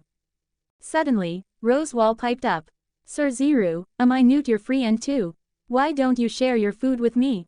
Zero shook his head with a polite smile. Lord Rosewall, you are a nobleman. I'm just a humble commoner. How could I be worthy of such friendship? Rosewall's eyebrow twitched, while Ram nodded approvingly. Indeed, Rosewall-sama, he speaks the truth. Besides, I prepared these lavish dishes especially for you. Lavish, more like ravaging. They're going to ravage my insides. He thought bitterly. Ahem, it seems I am unwell, Ram. I don't feel like eating today, he said, glancing enviously at Emilia and Zero. Is that so? I've made boiled potatoes for myself, perhaps something lighter would suit you better. She offered, eyes filled with worry. Rosewall's face lit up. Yes, I would love boiled potatoes, he declared enthusiastically. Soon, Rem returned with a bowl of boiled potatoes from the kitchen. The sight of them nearly brought tears to Rosewall's eyes. I love potatoes, they are the best thing in the world, all hail potatoes, he thought ecstatically. That day, Rosewall discovered his new favorite dish. Just as planned. All hail potatoes. To be continued.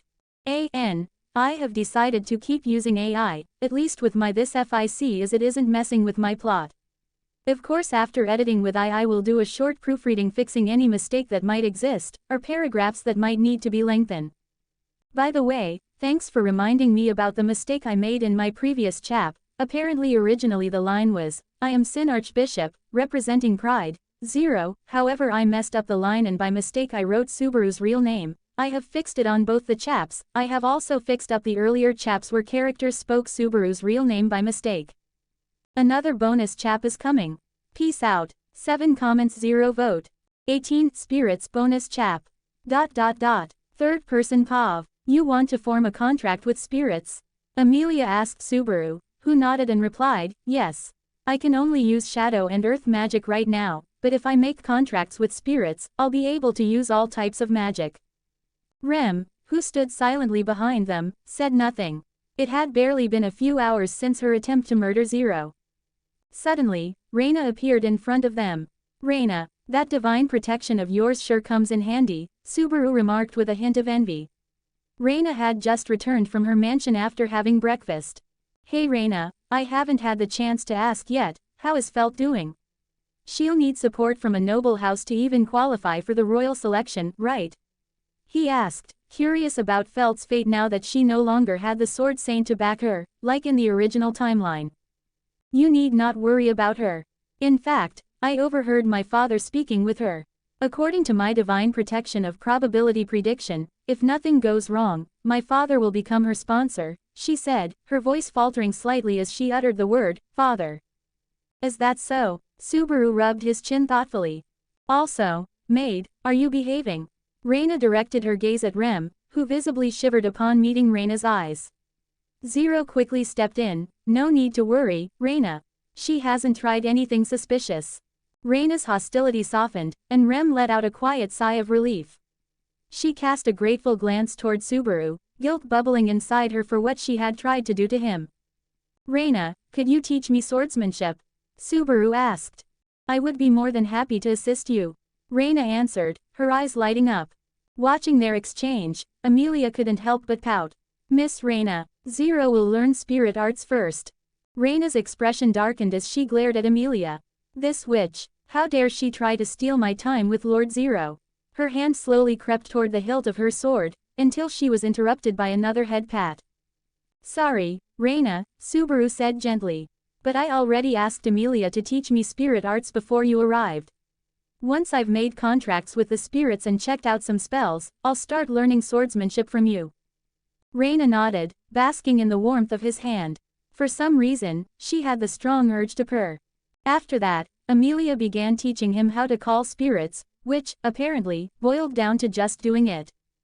How am I supposed to call spirits if she doesn't tell me how to call them? Subaru thought, side-eyeing Emilia, who was beaming at him with a clueless smile. It turned out that you simply had to wait for the spirits to approach you on their own. After a few minutes, several spirits appeared near the garden's edge, but they didn't come closer. Why aren't they approaching? Subaru asked. I think I know why, Puck replied. It's because of Miss Sword Saint over there. Her presence distorts the mana around us. That might be the issue, he added. Raina's eyes widened. Sorry, I totally forgot. Let me activate my divine protection, there we go. As soon as she did, the spirits rushed toward Subaru, circling him and touching him curiously and affectionately. They're lesser spirits, newly formed beings of mana. To make a contract with them, you'll need to offer some of your mana and, if possible, an anchor, Emilia explained. Subaru nodded and examined the spirits surrounding him. He reached out and gently held the lesser light spirit he felt most connected to. Would you like to make a contract with me? He asked. The spirit danced joyfully in response, while the others looked on in envy. Very well, you, and you, and you. Including this guy, let's make a contract, he said cheerfully. He selected one spirit each from fire, water, wind, and light. Once the contracts were complete, the 4 spirits danced around him happily. So cute, he thought, watching them. Meanwhile, the remaining spirits nudged him, hoping for a contract as well. Sorry, little ones, but I won't be making any more contracts, he said gently. They slowed, expressing their sadness. He felt bad, but he didn't want to build an entire army of spirits. He only wanted to form contracts with the ones necessary. 0. Is there any harm in contracting with more of them? Emilia asked, noticing the dejected spirits. They look so sad. Indeed, Puck added, lesser spirits don't have much mana individually, having more of them helps with that. But Subaru shook his head. If my only goal was to become a mage or spirit arts user, I would have done that. But I'm aiming to become a magic swordsman, he explained. The other spirits, realizing he wouldn't contract with them, eventually dispersed. The 4 contracted spirits stayed close by. All right, let's head into the forest and test the magic, Subaru said excitedly. Natural spirits could draw mana from their surroundings, so they didn't require their contractor's mana to cast spells. Fura, Subaru began with wind magic, unleashing a slash of wind that cleanly severed a tree trunk. Damn, and I didn't even use any of my own mana, he marveled, glancing at the lesser wind spirit. That was impressive, 0. Raina applauded, praising him. That's a good attack spell, Emilia commented, but you can also use it for defense. Indeed, one spell can be used in multiple ways, Puck added. Now, let me teach you fire magic. He stepped forward. Let's start with ice, it uses the chant suffix huma. Subaru nodded and chanted, huma. A thin layer of ice formed in front of him as the mana responded. It's fire magic, but it creates ice projectiles, Puck chuckled at the irony. Well, fire magic is more about manipulating temperature than simply creating fire. You can increase temperature to produce flames or decrease it to generate ice, he patiently explained. Yes, sensei. Good, now try the fire-based version. The suffix is goa. Goa, Subaru shouted, and a blazing flame erupted from his hand. Puck quickly dispelled it to prevent the forest from catching fire. Now let's try water magic. Its chant is Shia, Shia, Subaru chanted, and a blue, spherical wave of water enveloped him. As for light magic, the suffix is Jiwald. Jiwald. Upon chanting, beams of concentrated heat shot from Subaru's fingertips. Excellent, now you know the basic chants. The spell's power will vary depending on the prefix, as I taught you earlier, Puck said, pausing briefly before continuing. There are also some rarer chants for each magic type, which I don't know. You should ask Betty about those. And one last thing, once you reach a certain level of proficiency, you won't even need to chant. Yes, as Puck said, Emilia added. With enough skill, you can bypass chanting, but since you only have an affinity for yin and earth, you'll only be able to skip chants for those. Indeed, Puck agreed. To bypass chants for other elements, you'll need to contract with higher spirits. But finding a true spirit, or even a quasi-spirit, is incredibly difficult. Subaru nodded, deep in thought. Only my yin and earth magic consumes my mana, for everything else, my spirit's mana is used. Now, the real question, where are you going to keep these spirits? Puck asked with a sly grin, knowing Subaru had nowhere to store them. Well, I guess I'll just let them float around M. Subaru stopped mid-sentence as the spirit of light touched his body and vanished. Wait, where did you go? He asked, startled. The spirit reappeared briefly, then touched him again and disappeared. The others quickly followed, vanishing into him as if being absorbed. This is unusual, they're using you as their anchor, Raina observed, narrowing her eyes and activating her divine blessing of spirit eyes. She could see the spirits now residing inside his body. I get it now, Puck exclaimed. Your spirit affinity is so absurdly high that you can act as a human anchor. Really? Subaru blinked in surprise. He'd known humans could be used as anchors, but it depended on the spirit if it had the capability to use human as an anchor. Let me confirm, Puck said, pressing his tail to Subaru's forehead. Fascinating. If I'm right, you won't even need to summon them externally to use magic. They're acting as pseudo-gates for you. You can even use their mana to cast shadow and earth magic, and vice versa. Rem, who had been silently observing from the background, gasped in shock. Her eyes widened in horror as the realization struck her. Subaru was essentially a weaker version of Rosewall. As expected of Zero, Raina beamed, fangirling hard. Subaru blushed from the unexpected praise. The Sword Saint is praising me, man, I don't even know what to say. Now that I've finished learning the basics of magic, he said, it's time to move on to swordsmanship. So, Miss Raina Sensei, I'll be in your care. Hearing him call her Sensei, pride swelled within Raina, and she puffed her chest confidently. Do not worry, Zero. I'll make you a knight better than Julius. To be honest, if you weren't the Sword Saint, I would have thought you were just boasting, Subaru chuckled. After thanking Emilia, he returned to the garden alongside Raina to begin their training. To be continued. A.N. Another AI-edited chap. I tried my best but it still shortened the chap by 150 to 200 words. 16 comments 0 vote. 19 my 0. Comma. 3rd POV. Stab // Subaru relentlessly attacked Raina, however she easily deflected his attacks not even moving an inch from her place. He hastened the speed of his attacks but with a stab, Raina threw his wooden sword away. He panted and fell on the ground. Another defeat. Damn Raina, you are so good in swords. A tint of blush appeared on her face hearing his compliment. Due to her divine protection she knew it was a genuine compliment from him, and hearing it from him made her extremely happy. Not only that, you are also good in teaching, I can't believe it. I am already fighting like a pro. And it has been like what? 4 hours since we began. He said. It's because Zero, you have a decent talent in swordsmanship. I think it's less only than a few knights such as Sir Julius, and you also learn things and adapt to the situation very quickly, she said. But your teaching talent is also excellent. It is as if everything you are teaching is getting embedded in my brain and body, he said, and she grinned. It's because I have the divine protection of the teaching, which makes me the best teacher. She wasn't lying. Due to her divine protection and Natsuki's enhanced talents, he was already at the level of normal knight. His true prowess though had reached the level of an elite knight due to his immense speed, quick reaction, superhuman senses. According to my calculations, if we continue for a few days like this, you should be able to reach the level of an elite knight in terms of swordsmanship, she said. His eyes widened, shocked at his own progress. He looked at her with immense gratitude. After this I will be strong enough to not die randomly.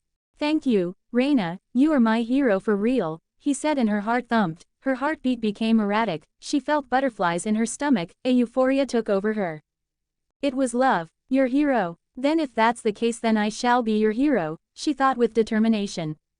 Master Zero, as much as I hate to disturb you both, it is already past lunchtime. I have prepared food for you and Lady Emilia, who is waiting for you, said Rem, breaking their moment. Is that so? Raina, would you like to join us? He asked her, and she shook her head. Unfortunately, I would have to return to mansion. He sighed and hugged her before saying bye to her, and she left. Master, now please follow me, said Rem, and he nodded, glancing at the place from where she teleported. Let's go, comma. Returning to Astria Mansion, in her own room, she couldn't help but smile. Suddenly a blush appeared on her face and she thought with a love-struck look.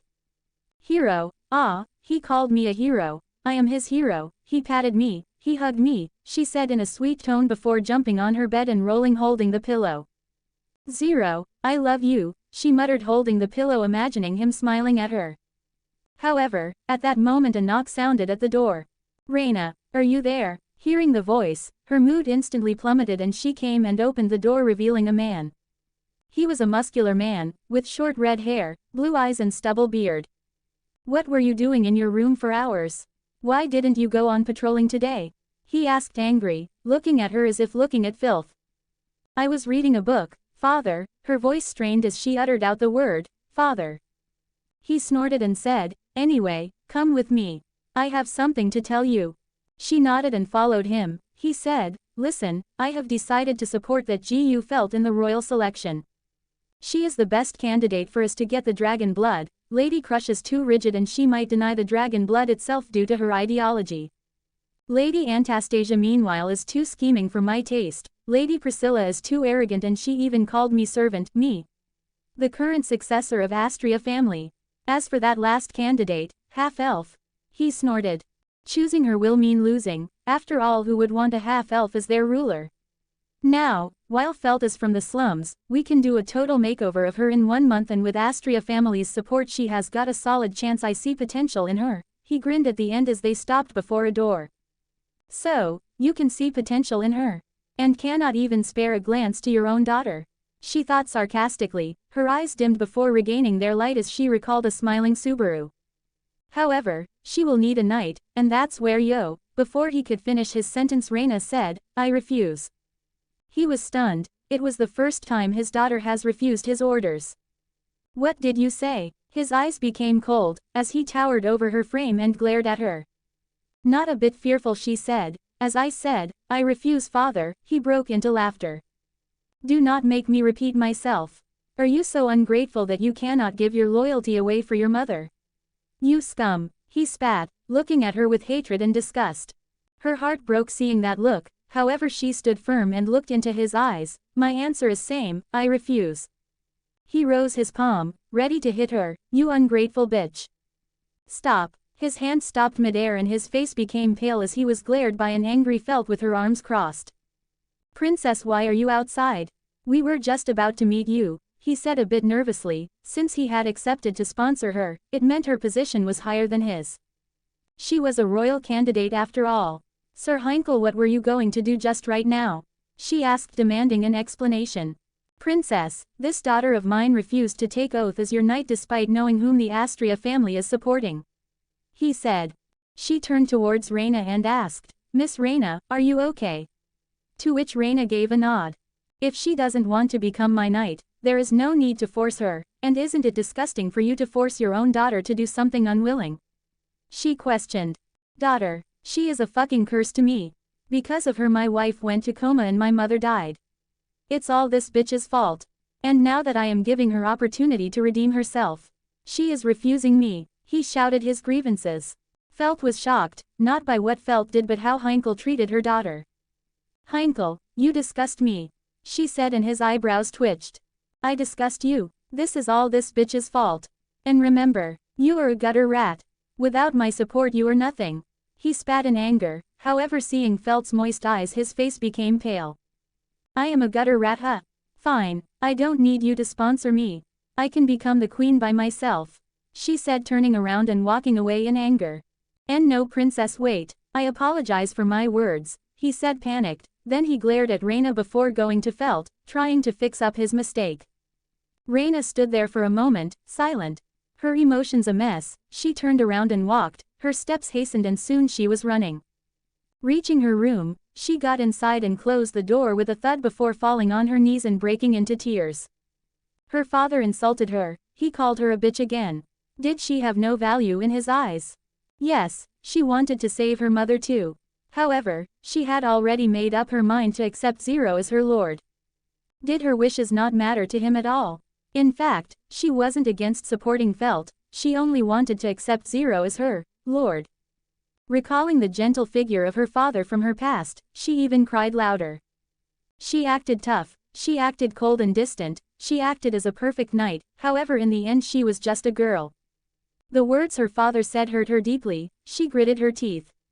Negative emotions flooded her mind, her father's curses, her grandfather's look of hatred, everyone's look of disappointment during that day, the scared looks of Felix and Julius.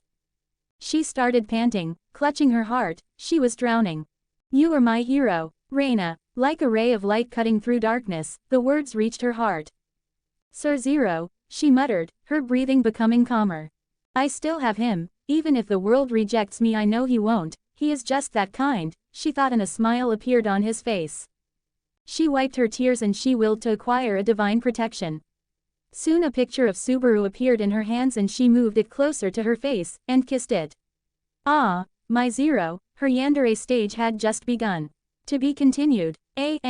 This chapter is unedited by AI, cause for some reason AI was rewriting in like 700 words. A 1500 words chap into 700 words.